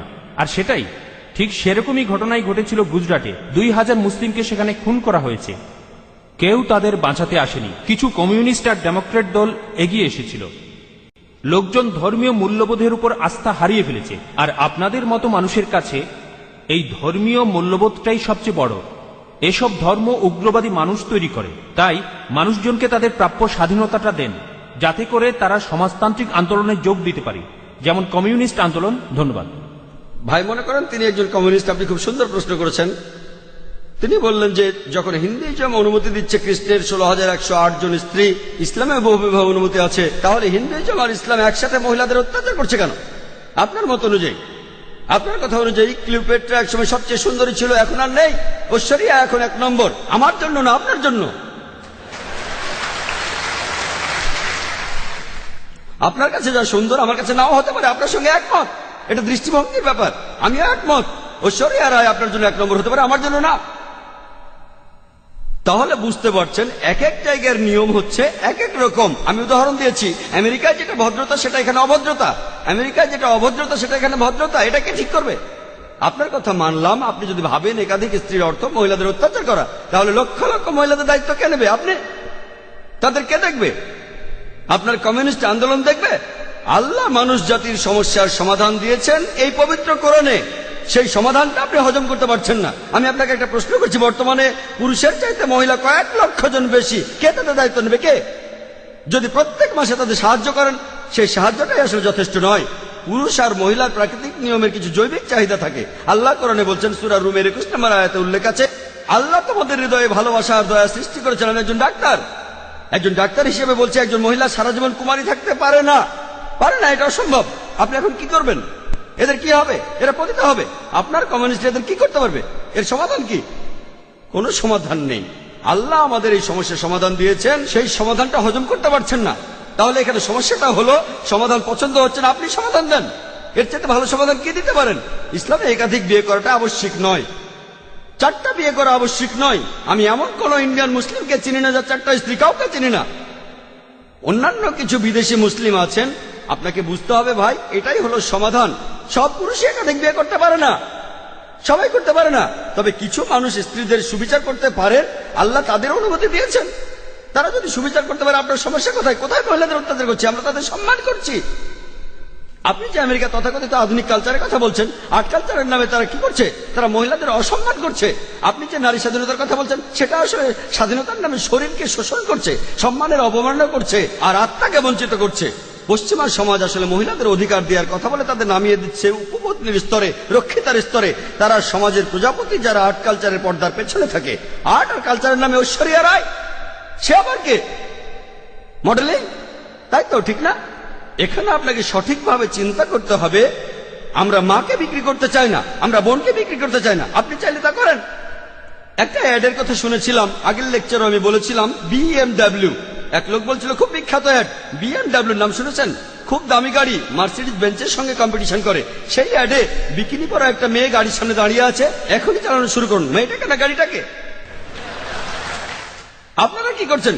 কমিউনিজমের কথা বলে, মহিলাদের অধিকারের কথা বলে আপনাদের মা বোনকে বিক্রি করছেন, আপনাদের মা বোনকে বিক্রি করছেন। আমরা মুসলিমরা এটা করতে চাই না, আমরা এটা করতে চাই না।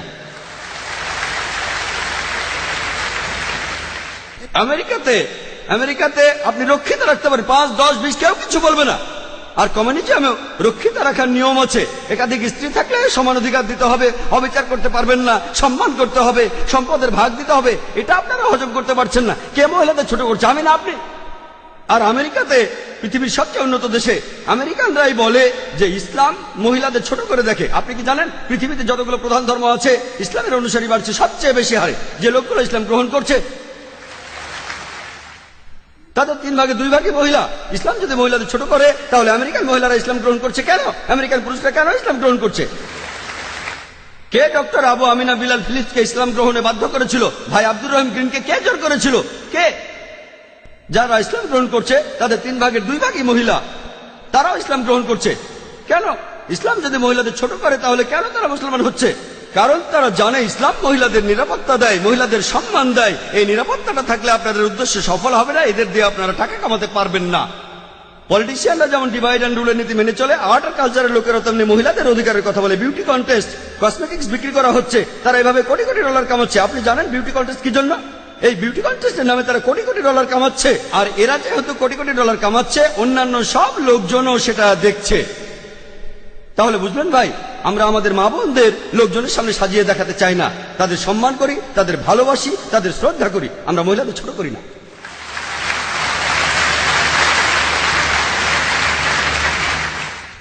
একজন অমুসলিম বোন। জি, আমার আগের প্রশ্নের উত্তরে আপনার যুক্তি আর পরিসংখ্যানটা শুনলাম, কিন্তু আমি একটা ব্যাপার পরিষ্কার করতে চাই।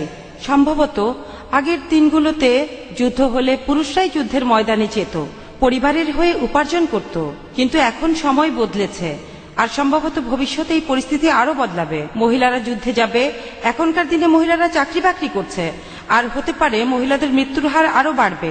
আর সেরকম সময়ে আসলে তখন কি একথা বলা যাবে যে হ্যাঁ, পুরুষ মানুষের মাত্র একজন স্ত্রী থাকা উচিত? এই ধর্মগুলো আসলে পৃথিবীর মানুষের জন্য, ঈশ্বরের জন্য না। বোন, আপনি খুব ভালো প্রশ্ন করেছেন। আগেকার দিনে যুদ্ধের সময় বেশি পুরুষ মারা যেত, আমি আপনার সাথে একমত। এখন সময় বদলে গেছে, কিন্তু তারপরে এখনো যুদ্ধে পুরুষই বেশি মারা যায়। গালফ ওয়ারে বেশি পুরুষ মারা গেছে, আফগানিস্তানে পুরুষ মারা গেছে বেশি, ভিয়েতনাম যুদ্ধে বেশি পুরুষ মারা গেছে। তবে আগেকার দিনে যত বেশি মারা যেত, এখন তত বেশি মারা যায় না, আমি একমত। এখনকার দিনে আমি বলেছি ধূমপানে যে মানুষগুলো মারা যায় তাদের বেশিরভাগই হলো পুরুষ, মদ খেয়ে যারা মারা যাচ্ছে তাদের বেশিরভাগই পুরুষ, অ্যাক্সিডেন্টে মারা যাচ্ছে বেশি পুরুষ। আমি আপনার সাথে একমত যে মহিলারাও এখন যুদ্ধে যাচ্ছে। আর আমেরিকাতে কি ঘটনা ঘটলো, কয়েক বছর আগে আর্মিতে মহিলা সেকশন খোলা হলো, মহিলারা আর্মিতে, তখন থেকে মহিলার আর্মিতে যেতে লাগলো। আপনি কি জানেন সেই সময়কার আমেরিকার প্রেসিডেন্ট তিনি ছিলেন বিল ক্লিন্টন। হ্যাঁ, বিল ক্লিন্টন। তিনি পার্লামেন্টে ক্ষমা চেয়েছিলেন। আপনি জানেন 96 জন মহিলা ধর্ষিত হয়েছিল তাদের সুপিরিয়রের কাছে। তিনি পার্লামেন্টের ভেতরে ক্ষমা চেয়েছিলেন। বেশিরভাগ মহিলাদের যারা যুদ্ধ করতে গিয়েছিল তাদের সুপিরিয়ররাই তাদের ধর্ষণ করেছে। যখন আপনি কাঁধে কাঁধ মিলিয়ে যুদ্ধ করবেন তখন কি হবে? এটা হলো পরিসংখ্যান, এটা হলো আমেরিকান পরিসংখ্যান। সমস্যা হলো আমি একমত, আমি আপনার দৃষ্টিভঙ্গির সাথে একমত। আপনার প্রশ্নটা নিষ্পাপ, কারণ আপনি পরিসংখ্যানটা জানেন না। আপনি কি জানেন? আমি জানি মহিলারা এখন চাকরি করছে আমেরিকাতে। জানেন আমেরিকাতে প্রত্যেক দিন 1996 সালের পরিসংখ্যান অনুযায়ী ডিপার্টমেন্ট অফ জাস্টিস বলছে প্রত্যেক দিন 2730 জন মহিলা ধর্ষিত হয়েছে। প্রতি 32 সেকেন্ডে একজন মহিলা ধর্ষিত হচ্ছে। আমরা গত 3 ঘন্টা ধরে এই অডিটোরিয়ামে আছি, গত 3 ঘন্টায় 300-এর বেশি মহিলা আমেরিকাতে ধর্ষিত হয়েছে যখন আমরা এখানে। এখন ইসলাম মহিলাদের কাজ করার বিরুদ্ধে নয়, ইসলাম মহিলাদের কাজ করতে বাধা দেয় না। তবে ইসলামে আয় উপার্জনের দায়িত্বটা হলো পুরুষের। মহিলা কাজ করলে ভদ্রোচিত কাজ করতে পারে, এমন কাজ না যে মডেলিং, নাচা, গান গাওয়া অথবা পুরুষদের সাথে মেলামেশা করা। মহিলাদের কাজ করার অনুমতি আছে বোন, কিন্তু যে কাজগুলো অসম্মানজনক সেখানে সম্ভাবনাটাই বেশি যে আপনাকে ছোট করা হবে, অবিচার হবে। কিছু বলতে চান আপনি? আমি মহিলাদের অসম্মানজনক কাজের কথা বলছি না, আমি ভালো কাজের কথাই বলছি। যেমন গাড়ি চালানো।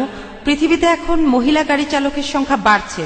ধরেন আমরা ভবিষ্যতের অবস্থা অনুমান করে নিলাম যে মহিলারা বাইরে বেশি কাজ করছে, তাদের মৃত্যু হার বেড়ে গেছে।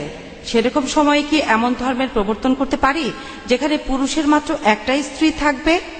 আমি বর্তমান সময়ের প্রেক্ষাপট নিয়ে বলছি না, সব ধর্মের কথাই বলছি। আমার প্রশ্নটা হলো, সময় বদলানোর সাথে সাথে আমরা কি আমাদের ধর্মটাকেও বদলে নিতে পারি?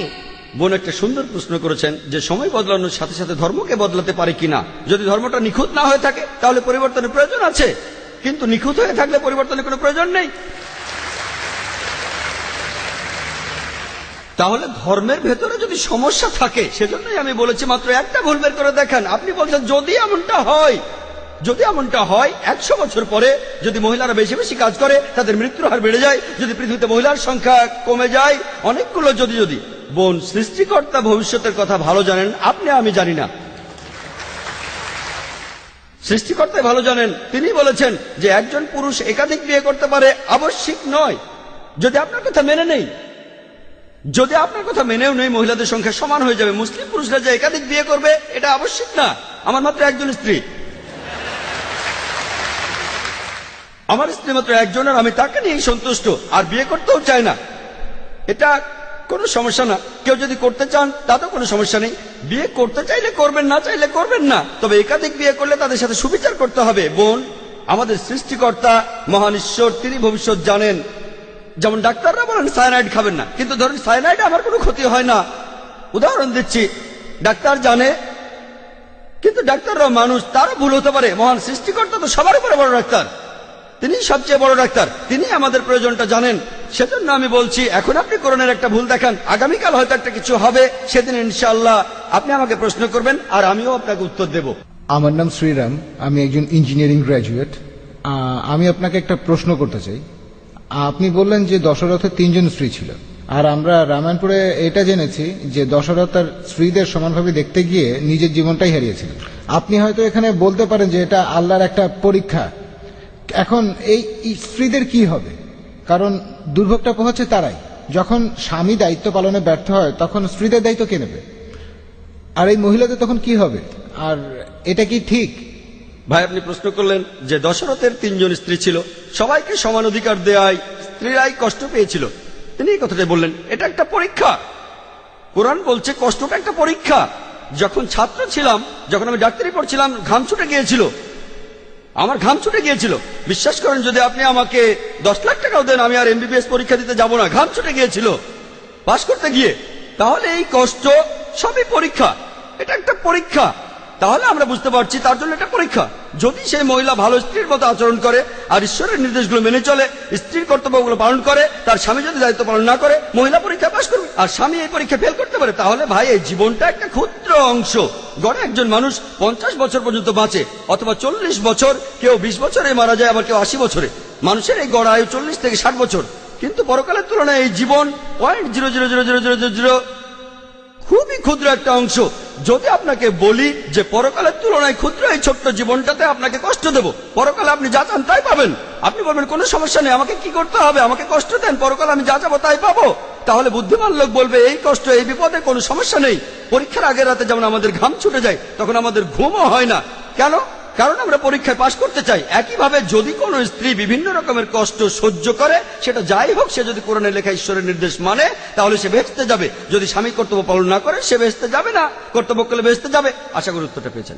পরের প্রশ্ন ডান দিক থেকে। আমি আবারও প্রশ্ন করতে এসেছি। কিছু লোক, ধর্মীয় কিছু লোক ঈশ্বরকে একটা নাম দিয়ে ডাকে, কিছু লোক বলে অলৌকিক শক্তি, আর বৈজ্ঞানিকরা বলে কসমিক এনার্জি, আর প্যারাসাইকোলজিস্টরা বলে এটা একটা সুপার কনসেন্স।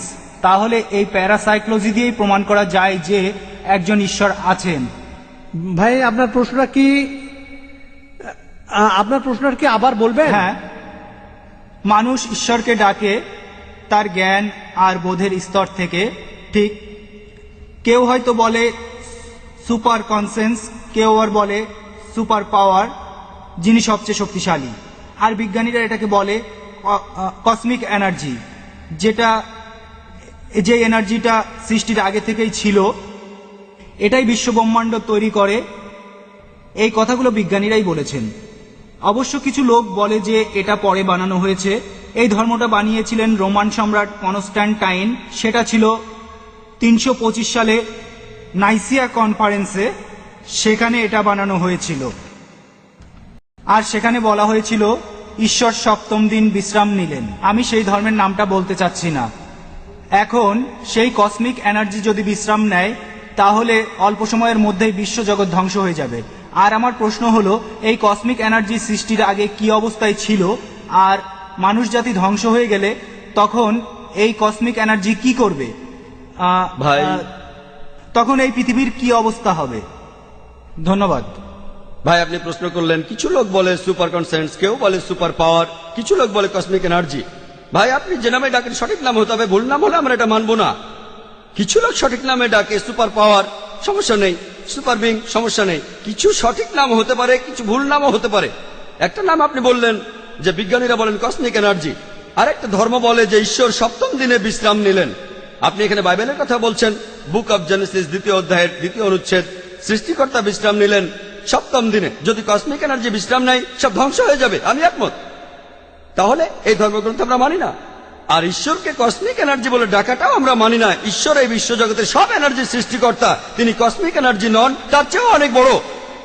তিনি সবকিছু সৃষ্টি করেছেন আর সবকিছু তার উপর নির্ভরশীল। তাহলে যে ধর্মগ্রন্থে বলা হচ্ছে ঈশ্বর বিশ্রাম নিলেন, আমরা সেটা মানি না।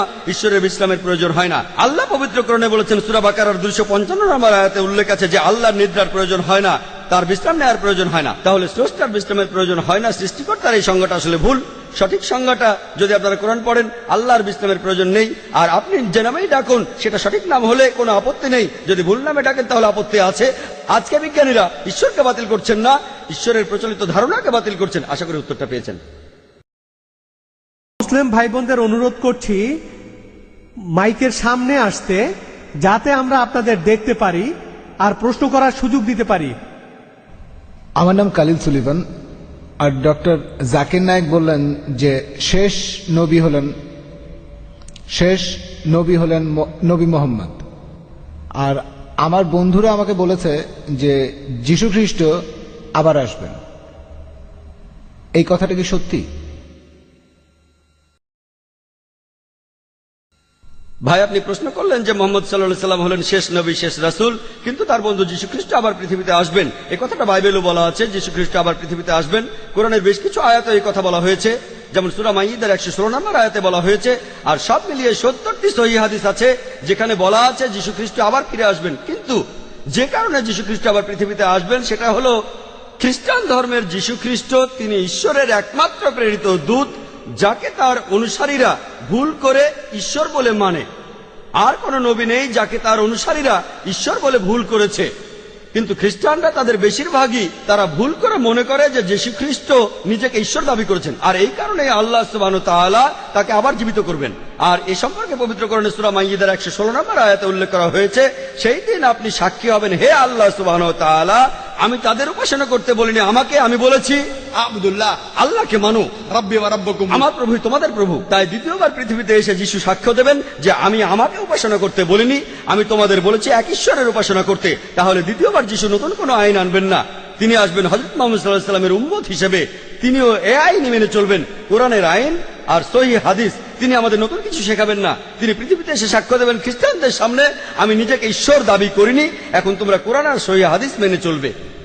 আপনি বললেন যে শেষ নবী হলেন নবী মোহাম্মদ, আর তারপর যিশু আবার হ্যাঁ ঠিক, দ্বিতীয়বার তিনি নতুন নির্দেশ আনবেন না।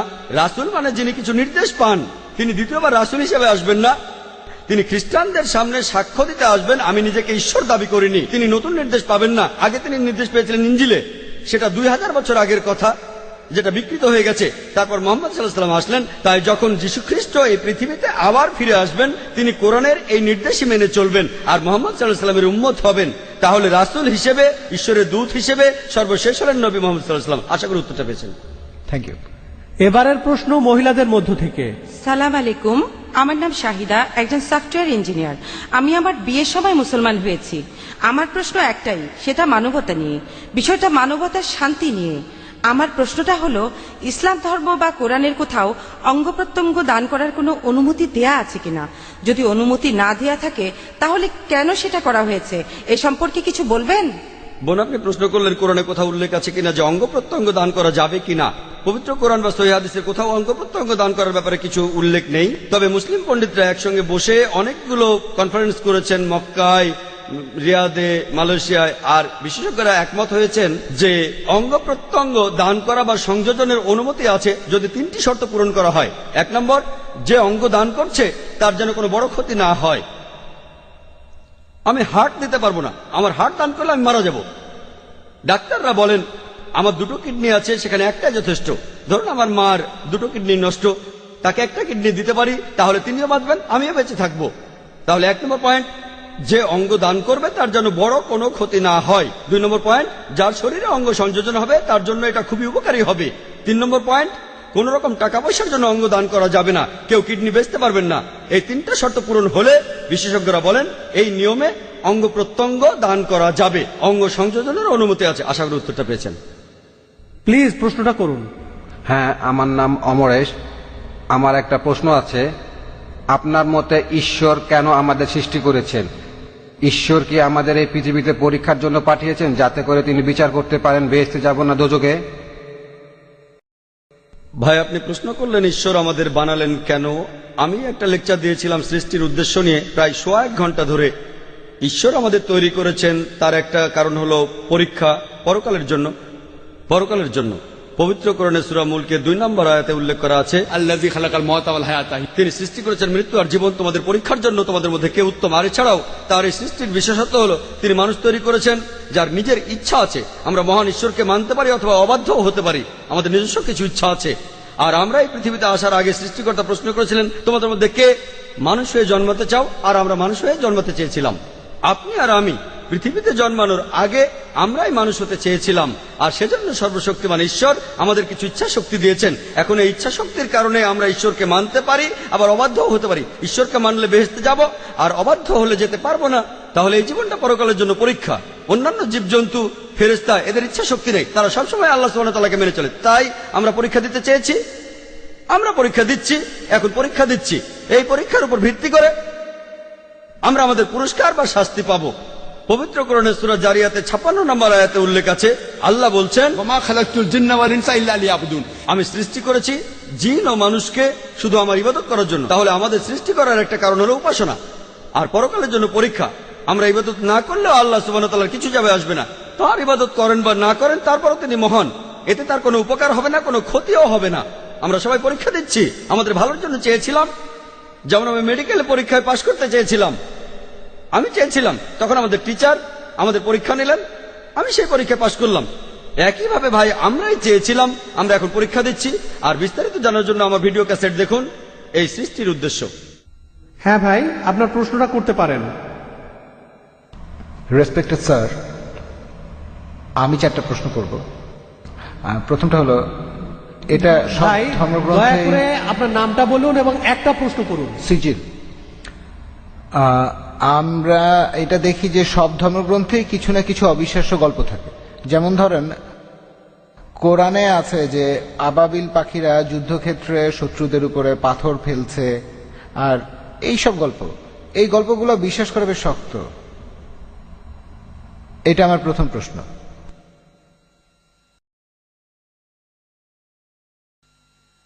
ভাই আপনি প্রশ্ন করলেন কোরআনের কিছু কথা যেন পাখি উপর থেকে পাথর ফেলছে, সূরা ফিলের কথা, সূরা ফিলের 1 থেকে 5 নম্বর আয়াত। এরকম আরো অনেক আয়াত আছে।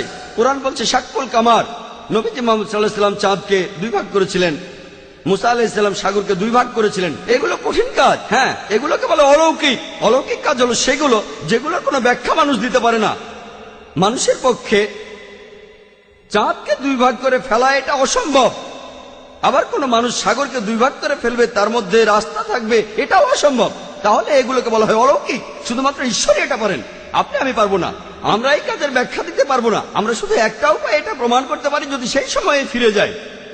এখানে বর্তমান থেকে আমরা অতীতে যেতে পারবো না। 3000 বা 4000 বছর আগে গিয়ে আমরা দেখতে পারবো না মুসা আলাইহিস সালাম সাগরকে ভাগ করেছিলেন কিনা। তাহলে কি করব?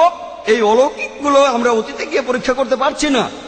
কিন্তু পবিত্র কোরআনে এমন অনেক কথাই আছে যেগুলো এখন সত্যি প্রমাণিত হয়েছে। যেমন ধরুন, কোরআন বলছে বিজ্ঞান নিয়ে কথা, বিগ ব্যাং সম্পর্কে। কোরআন বলছে চাঁদের আলো তার নিজস্ব আলো নয়। কোরআন বলছে পৃথিবী বর্তুলাকার। কোরআন বলছে সূর্য প্রদক্ষিণ করে। 1400 বছর আগে মানুষ ভাবতো এগুলো কোন ধরনের কথা? চাঁদের নিজের কোনো আলো নেই, পৃথিবী বর্তুলাকার, এগুলো কি সত্যি? এগুলো বিগ ব্যাং এর কথা? এখন বিজ্ঞান অনেক উন্নত হয়েছে, এখন আমরা জানি সবই সত্যি। তবে অতীতে কি হয়েছে জানার জন্য অতীতে যেতে পারবো না। আমার যুক্তি বলে কোরআনে যে কথাগুলো আছে কিছু পরীক্ষা করা যায়, কিছু পরীক্ষা করা যাবে না। আমরা অতীতে যেতে পারবো না, তাহলে এই ব্যাপারগুলো কিছুটা অপরিষ্কার। আমরা বর্তমানে যেগুলো পরীক্ষা করতে পারি সেই কথাগুলোর মধ্যে যা কিছু পরীক্ষা করতে পারি, ধরেন 80% চেক করতে পারি। আমার যুক্তি বলে 80% কোরআনে যে কথাগুলো আছে পরীক্ষা করতে পারি, সেগুলো একেবারে 100% সঠিক। যেগুলো আমরা চেক করতে পারি তার মধ্যে 1% ভুল নেই। যদি বলেন এমন ঘটনা ঘটেনি, শুধু অতীতে গেলেই সেটা প্রমাণ করতে পারবেন। যদি কোরআন বলে মুসা নবী সমুদ্রকে 2 ভাগ করেছিলেন, এটা ভুল, সেটা প্রমাণ করতে পারবেন না, সঠিকও প্রমাণ করতে পারবেন না। অতীতে যেতে পারবেন না। আমরা 3-4 হাজার বছর আগে ফিরে যেতে পারি না। তাহলে যদি যুক্তি দিয়ে বলতে পারি এই ব্যাপারটা সত্যি হতে পারে, নাও হতে পারে, সত্যি হতে পারে, নাও হতে পারে। পাখিগুলো হয় পাথর ফেলেছিল, না হয় ফেলেনি, ঠিক? আমরা বলতে পারি ব্যাপারটা পরিষ্কার না। যদি পারমাণবিক বোমার কথা বলতেন 1000 বছর আগে, তারা কি বিশ্বাস করতো? বিশ্বাস করতো? তারা বলতো পাগলের প্রলাপ, ঠিক না ভুল? কিন্তু এখন তো আমরা বিশ্বাস করি, কারণ বিজ্ঞান উন্নত হয়েছে। এখন দেখি পারমাণবিক বোমা, আণবিক বোমা। তাহলে পাখিরা পাথর ফেলছে, এটা সমস্যা কোথায়? এটা খুব সোজা। পারমাণবিক বোমা আরো কঠিন। তাহলে বুঝতে পারছেন আমরা অতীতে যেতে পারবো না। আমার যুক্তি বলে যেগুলো আজকে পরীক্ষা করতে পারি, কোরআনের যে বিষয়গুলো ভালোভাবে দেখতে পারি, সেগুলোর মধ্যে পুরো 100% সত্যি বলে প্রমাণিত হয়েছে। 20% আমরা পরীক্ষা করতে পারবো না, কারণ অতীতে যেতে পারবো না, ভবিষ্যতে যেতে পারি না। বেহেশত আর দোজখের অস্তিত্ব বৈজ্ঞানিকভাবে প্রমাণ করতে পারবো না। হয়তো বলবেন যে ভাই জাকির, আপনি একজন ডাক্তার, কিভাবে বেহেশত দোজখ বিশ্বাস করেন? আমি বলি এটা 20% অস্বচ্ছ অংশের কথা। আমার যুক্তি বলে যখন 80% কোরআনে যতক্ষণ আমরা চেক করতে পারি এগুলো 100% সত্যি বলে প্রমাণিত হয়েছে, সেখানে 0.1% ভুল নেই। আমার যুক্তি বলে এই 20% ইনশাআল্লাহ আল্লাহ চাইলে সেটাও সত্যি প্রমাণিত হবে। হয়তো ভবিষ্যতে বিজ্ঞান উন্নত হবে, 20 বছর 50 বছর পরে আমরা পরকালের জীবন সম্পর্কে জানতে পারবো, আমরা বেহেশত দোজখ সম্পর্কে জানতে পারবো। আমার যুক্তি বলে এটা যুক্তিপূর্ণ বিশ্বাস যে কোরআনের 0.00001% ভুল প্রমাণিত হয়নি। 80% একেবারে পুরোটাই সত্যি। তাই আমার যুক্তি বলে যে ইনশাআল্লাহ বাকি 20% যেটা চেক করা যাচ্ছে না, অতীতে ফিরে গিয়ে বা ভবিষ্যতে গিয়ে ইনশাআল্লাহ সেগুলো সত্যি হবে। আশা করি উত্তরটা পেয়েছেন। এর পরের প্রশ্ন পুরুষদের মধ্য থেকে। হ্যালো, আমার নাম অশোক, আমি ইকোনমিক্স নিয়ে এমএ পড়ছি। স্যার, আমার প্রশ্নটা হলো, বর্তমান প্রেক্ষাপটে বলা যায় আমরা খুব খারাপ সময় পার করছি। আমরা সবাই শান্তি চাই, হোক জাতিগত শান্তি বা হোক ধর্মীয় শান্তি, অথবা সে যাই হোক। আমাদের আসলে শান্তি আর মানবতার প্রয়োজন। এই ধর্মের কারণেই কি পৃথিবীতে আমরা আজ এত বেশি সমস্যা দেখছি?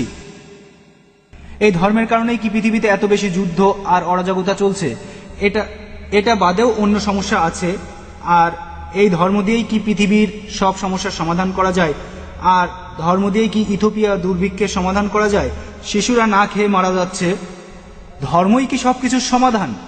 ধর্ম দিয়েই কি পৃথিবীর এই সব সমস্যা সমাধান করা যাবে? এই ধর্ম দিয়েই কি আমাদের সব সমস্যাগুলোর সমাধান করা যাবে? আমার মনে হয় অন্য কোনো সমাধান আছে। ভাই খুব সুন্দর প্রশ্ন করেছেন। পৃথিবীতে এখন অনেক সমস্যা, ধর্মই কি এসবের সমাধান দেবে? ইথিওপিয়াতে অনেক মানুষ মারা যাচ্ছে, ধর্ম কি এটা সমাধান? ভাই, সত্যের ধর্মটাই এখানে সমাধান। আল্লাহ পবিত্র কোরআনে বলছেন, সূরা আল ইমরানের 19 নম্বর আয়াতে উল্লেখ আছে, ইন্নাদ-দীনা ইনদাল্লাহিল ইসলাম। একমাত্র গ্রহণযোগ্য দিন হলো আল্লাহর কাছে নিজের ইচ্ছাকে সমর্পণ করা। যদি দেশের সব লোক আল্লাহর কাছে আত্মসমর্পণ করত, তাহলে ইথিওপিয়ায় কোনো সমস্যাই হতো না। আল্লাহ পবিত্র কোরআনে বলছেন, আর সহিহ হাদিসেও আছে, ইসলামের তৃতীয় স্তম্ভ হলো প্রত্যেক ধনী লোক যাদের সঞ্চয় নিসাবের তুলনায় অতিরিক্ত 85 গ্রাম স্বর্ণ, তাদের সঞ্চয়ের 2.5% দান করে দেবে। যদি সব লোক দান করত, দারিদ্র্য বলে পৃথিবীতে কিছুই থাকতো না। ইথিওপিয়াতে অবশ্যই পুরো পৃথিবীতে একটা মানুষও না খেয়ে মারা যেত না। আপনি কি জানেন পৃথিবীর সবচেয়ে 3 জন ধনী লোক, সবচেয়ে ধনী 3 জন, তাদের সম্পদের পরিমাণ 48টা গরিব দেশের জাতীয় আয়ের সমান। সবচেয়ে ধনী 3 জন, যদি এই 3 জন যাকাত দেয়, মানুষের অনেক সমস্যার সমাধান হয়ে যাবে। সমস্যা হচ্ছে প্রত্যেকটা মানুষ যদি ইসলাম ধর্ম পালন করত, আল্লাহর কাছে নিজের ইচ্ছাকে সমর্পণ করত। আপনি একটা সমস্যার কথা বললেন, যে সমস্যার কথাই বলেন না কেন, আলহামদুলিল্লাহ পবিত্র কোরআনে সেই সমস্যার সমাধান দেয়া আছে। সত্যের ধর্ম পালন করুন, সত্যিকারের শান্তি পাবেন। এবারের প্রশ্ন মহিলাদের মধ্য থেকে অমুসলিম বোন। আসসালামু আলাইকুম। যদি একজন মুসলমান কোনো অমুসলিমের বাসায় থাকে, সে যদি তখন নামাজ আদায় করতে চায়, সেই অমুসলিমের বাসায় কি নামাজ পড়া যাবে? সেখানে নামাজ পড়ার নিয়মটা কি? আর মুসলমানরা মন্দির থেকে প্রসাদ নিতে পারবে কিনা সেটা বলবেন কি? বোন, আপনি দুটো প্রশ্ন করেছেন। প্রথমটা হলো কোনো অমুসলিমের ঘরে একজন মুসলিম নামাজ পড়তে পারবে কিনা। যদি সেই ঘরে কোনো সমস্যা না থাকে, যদি আপনার সামনে কোনো মূর্তি না থাকে, যদি আপনার নামাজ পড়ার জায়গাটা পরিষ্কার থাকে, আপনি তাহলে নামাজ পড়তে পারেন। আমাদের প্রিয় নবী মুহাম্মদ সাল্লাল্লাহু আলাইহি ওয়াসাল্লাম বলেছেন, এটা আছে সহিহ বুখারীতে প্রথম খণ্ড বুক অফ সালাত, যে পুরো পৃথিবী একটা মসজিদ বিশ্বাসীদের জন্য। যদি জায়গাটা পরিষ্কার থাকে আর ইসলামের কোনো নিয়ম ভাঙা না হয়, আপনি নামাজ পড়তে পারেন। এবারে প্রসাদের ব্যাপারে বলি। প্রসাদ হলো খাবার যেটা পুজোর সময় হিন্দু ধর্মের লোকেরা উৎসর্গ করে তাদের দেবতাদের নামে। আল্লাহ পবিত্র কোরআনে সব মিলিয়ে 4টা আয়াতে বলেছেন। সূরা বাকারার 173 নম্বর আয়াতে আছে, সূরা মাইদার 3 নম্বর আয়াতে উল্লেখ আছে, সূরা আনামের 145 নম্বর আয়াতে আছে, আর সূরা নাহলের 115 নম্বর আয়াতে উল্লেখ আছে, হুররিমাত আলাইকুমুল মাইতাতু ওয়াদ-দামু ওয়া লাহমুল খিনজির ওয়া মা উহিল্লা লিগাইরিল্লাহ বিহি। তোমাদের জন্য যে খাদ্যগুলো হারাম, মৃত জন্তু, রক্ত, শূকরের মাংস এবং যেটা জবাই করার সময় আল্লাহ ছাড়া অন্য কারো নাম নেওয়া হয়। তাহলে প্রসাদ খাওয়াটা হারাম, প্রসাদ খাওয়ার অনুমতি নেই ইসলামে। তবে অনেক মুসলমান আছেন যারা কষ্ট দিতে চান না, তাদের অমুসলিম বন্ধুদের কষ্ট দিতে চান না তাই তারা কি করেন, কিছু মুসলমান বিসমিল্লাহ বলে খেয়ে ফেলেন। পরের দিন বিসমিল্লাহ বলে মদ খাবেন, বিসমিল্লাহ বলে শুকর খাবেন। যে খাবারে আল্লাহ ছাড়া অন্য দেবতার নাম নেওয়া হয়েছে সেটা ইসলামে হারাম। এখানে আপনি কি করবেন, আমার ভিডিও ক্যাসেট দেখতে পারেন, দাওয়া অর ডিস্ট্রাকশন। সেখানে দেখবেন কিভাবে অমুসলিমদের বোঝাবেন প্রসাদ খাওয়ার ব্যাপারে, আর কিভাবে তাদের ধর্মগ্রন্থ দিয়েই তাদেরকে বোঝাতে পারবেন। আশা করি উত্তরটা পেয়েছেন। এবারের প্রশ্ন পুরুষদের মধ্য থেকে। আমি একটা বিষয় পরিষ্কার করতে চাই, সবকিছু কি আল্লাহর পরীক্ষা? সবকিছুই কি আল্লাহর পরীক্ষা? ভাই, আপনি প্রশ্ন করেছেন সবকিছু আল্লাহর পরীক্ষা কিনা। আমাদের জীবনটাই পরীক্ষা। মাঝে মধ্যে আমরা নিজেরাই নিজেদের জন্য সমস্যা তৈরি করি, আমরা নিজেরাই নিজেদের সমস্যা তৈরি করি। এই জীবনটা আসলে পরকালের জন্য একটা পরীক্ষা। তাহলে তো ব্যাপারটা দাঁড়াচ্ছে কেউ বেহেশতে যেতে পারবে না, কারণ মানুষ মাত্রই ভুল করে। ভাই, আপনি বললেন যে কেউ তাহলে বেহেশতে যেতে পারবে না, কারণ মানুষ মাত্রই ভুল করে। আমি একমত, মানুষ ভুল করে, প্রত্যেক মানুষই ভুল করে। আর এজন্যই নবীজি বলেছেন, আল্লাহ সুবহানাহু ওয়া তাআলার করুণা আর দয়া ছাড়া কোনো লোক বেহেশতে যেতে পারবে না। আমার লেকচারে সে কথা বলেছি যে আমরা মানুষরা ভুল করি, কিন্তু আল্লাহ সেটা মাফ করে দিচ্ছেন। তিনি গাফুর, তিনি রহিম, তিনি করুণাময়, তিনি পরোপকারী, তিনি এই লোকদের মাফ করে দেন। তবে তিনি কিছু নিয়ম কানুন মেনে চলেন, আর আল্লাহ তিনি এমন কিছু বলেন না যে তুমি দেখতে ভালো তাই মাফ করে দিলাম, তুমি দেখতে খারাপ তাই মাফ করলাম না। আল্লাহ মানুষের জন্য আইন কানুনগুলো বলেছেন কোরআনে। তাই শুধু আল্লাহর করুণা পেলেই আপনি বেহেশতে যেতে পারবেন। যদি আল্লাহ আপনার সমস্যাগুলো খুঁটিয়ে খুঁটিয়ে ধরেন আর পয়েন্ট বিয়োগ করেন, সেই সাথে সবগুলো ভালো কাজের পয়েন্ট যোগ করেন, তাহলে কোনো মানুষ বেহেশতে যেতে পারবে না, এমনকি নবীজিও না। নবীজি কথা বলেছেন, এটা নবীজির হাদিস। পবিত্র কোরআন বলছে আল্লাহ আপনার ভালো কাজগুলোকে 10 দিয়ে গুণ করবেন আর খারাপ কাজগুলোকে 1 দিয়ে। আর আল্লাহ এরকমই করুণাময়, তিনি মানুষকে ক্ষমা করে দেন, তবে একটা অন্যায় তিনি ক্ষমা করবেন না। পবিত্র কোরআনে সূরা নিসার 48 নম্বর আয়াতে উল্লেখ আছে এবং সূরা নিসার 116 নম্বর আয়াতে উল্লেখ আছে যে অন্যায়টা তিনি কখনোই ক্ষমা করবেন না, সেটা হলো শিরক, আল্লাহ ছাড়া অন্য কারো উপাসনা করা। অন্য কোনো অন্যায় হয়তো তিনি ক্ষমা করতে পারেন, আর আল্লাহকে ছাড়া অন্য কোনো দেবতার উপাসনা করা, এটা হলো সবচেয়ে বড় অন্যায়। আশা করি উত্তরটা পেয়েছেন। আপনি কি আরো কিছু বলতে চান ভাই?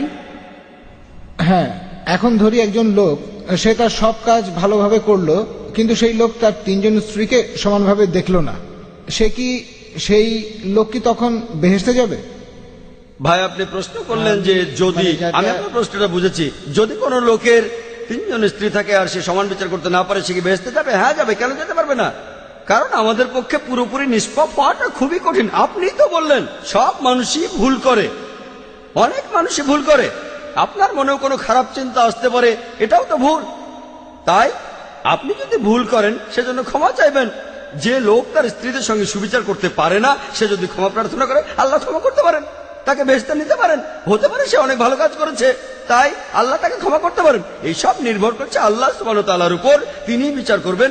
একজন লোক তার স্ত্রীদের প্রতি সমান বিচার করবে, তবে যদি করতে না পারে সে বেহেশতে যেতেও পারে, নাও যেতে পারে। তার পুরো জীবনের সবগুলো কাজ বিচার করে আল্লাহ সবকিছু ঠিক করবেন। সে বেহেশতে যেতেও পারে, নাও যেতে পারে। সে ক্ষমা প্রার্থনা করলে আল্লাহ তাকে ক্ষমা করতে পারেন। আশা করি উত্তরটা পেয়েছেন। হ্যাঁ ভাই, আপনি? স্যার, ইসলাম ধর্মে বিনোদনের কোন কোন বিষয়গুলোকে অনুমতি দেয়া হয়েছে? মিউজিক সম্পর্কে ইসলাম কি বলে? আর সুফিজম সম্পর্কে কি কিছু বলবেন? এটা কি ইসলামের কাঠামোর মধ্যে পড়ে নাকি পড়ে না? ভাই আপনি হালাল বিনোদনের কথা বলছেন। বিনোদনটা আসলে আপনার দৃষ্টিভঙ্গির উপর। আপনার জন্য যেটা বিনোদন আমার জন্য নাও হতে পারে। যেমন এই অনুষ্ঠানের লোকজন বিনোদন পাচ্ছে, অনেক কিছু তারা শিখতে পারছে, এটা হালাল। তাহলে হালাল বিনোদন হলো সেই বিনোদন যেটা কোরআন আর সুন্নাহর বিপক্ষে যাবে না। কোরআন আর সহিহ হাদিসে যেগুলোকে হারাম বলা হয়েছে সেগুলো মেনে চললে বাকি সব বিনোদনই হালাল। মিউজিক সম্পর্কে নবী মুহাম্মদ সাল্লাল্লাহু আলাইহি ওয়াসাল্লামের একটা হাদিস বলছে যে ডাব বাজানো ছাড়া অন্য মিউজিক নিষিদ্ধ, শুধুমাত্র ডাব, একপাশে খোলা ড্রাম, এটা বাদে অন্য মিউজিকের অনুমতি নেই। কারণ এই মিউজিক আপনাকে আল্লাহর পথ থেকে দূরে নিয়ে যাবে। যেহেতু এটা আপনাকে আল্লাহর পথ থেকে দূরে নিয়ে যাবে, তাই এটা নিষিদ্ধ। আপনার তৃতীয় প্রশ্ন ছিল ইসলাম ধর্মে সুফিজম। সুফি একটা আরবি শব্দ যেটা এসেছে সুফ থেকে। এই মতবাদটাও আসলে পথভ্রষ্ট। আগের উত্তরগুলোতে আমি বলেছি আমাদের কোরআন এবং সুন্নাহ মানা উচিত। তাই আপনি যদি এমন কিছু মানেন যেটা কোরআন এবং সুন্নাহে উল্লেখ করা নাই, সেটা আসলে পথভ্রষ্ট। এর বেশিরভাগই পথভ্রষ্ট। আপনারা সুফিজমের যেসব মতবাদগুলো দেখেন, এর বেশিরভাগই পথভ্রষ্ট। এই মতবাদটা পবিত্র কোরআন আর সুন্নাহ মেনে চলে না। কোন বিশেষজ্ঞ যদি এখানে কিছু বলেন, সেটা কোরআন আর সুন্নাহর সাথে মেলাবেন, অন্য কোনো উৎস নেই। সঠিক উৎস হলো কোরআন আর সহিহ হাদিস। কোরআনের অনুবাদগুলোর মধ্যে আপনার মতে সবচেয়ে শুদ্ধ অনুবাদ কোনটা, এ ব্যাপারে বলবেন? সবচেয়ে খাঁটি ইংরেজি অনুবাদ।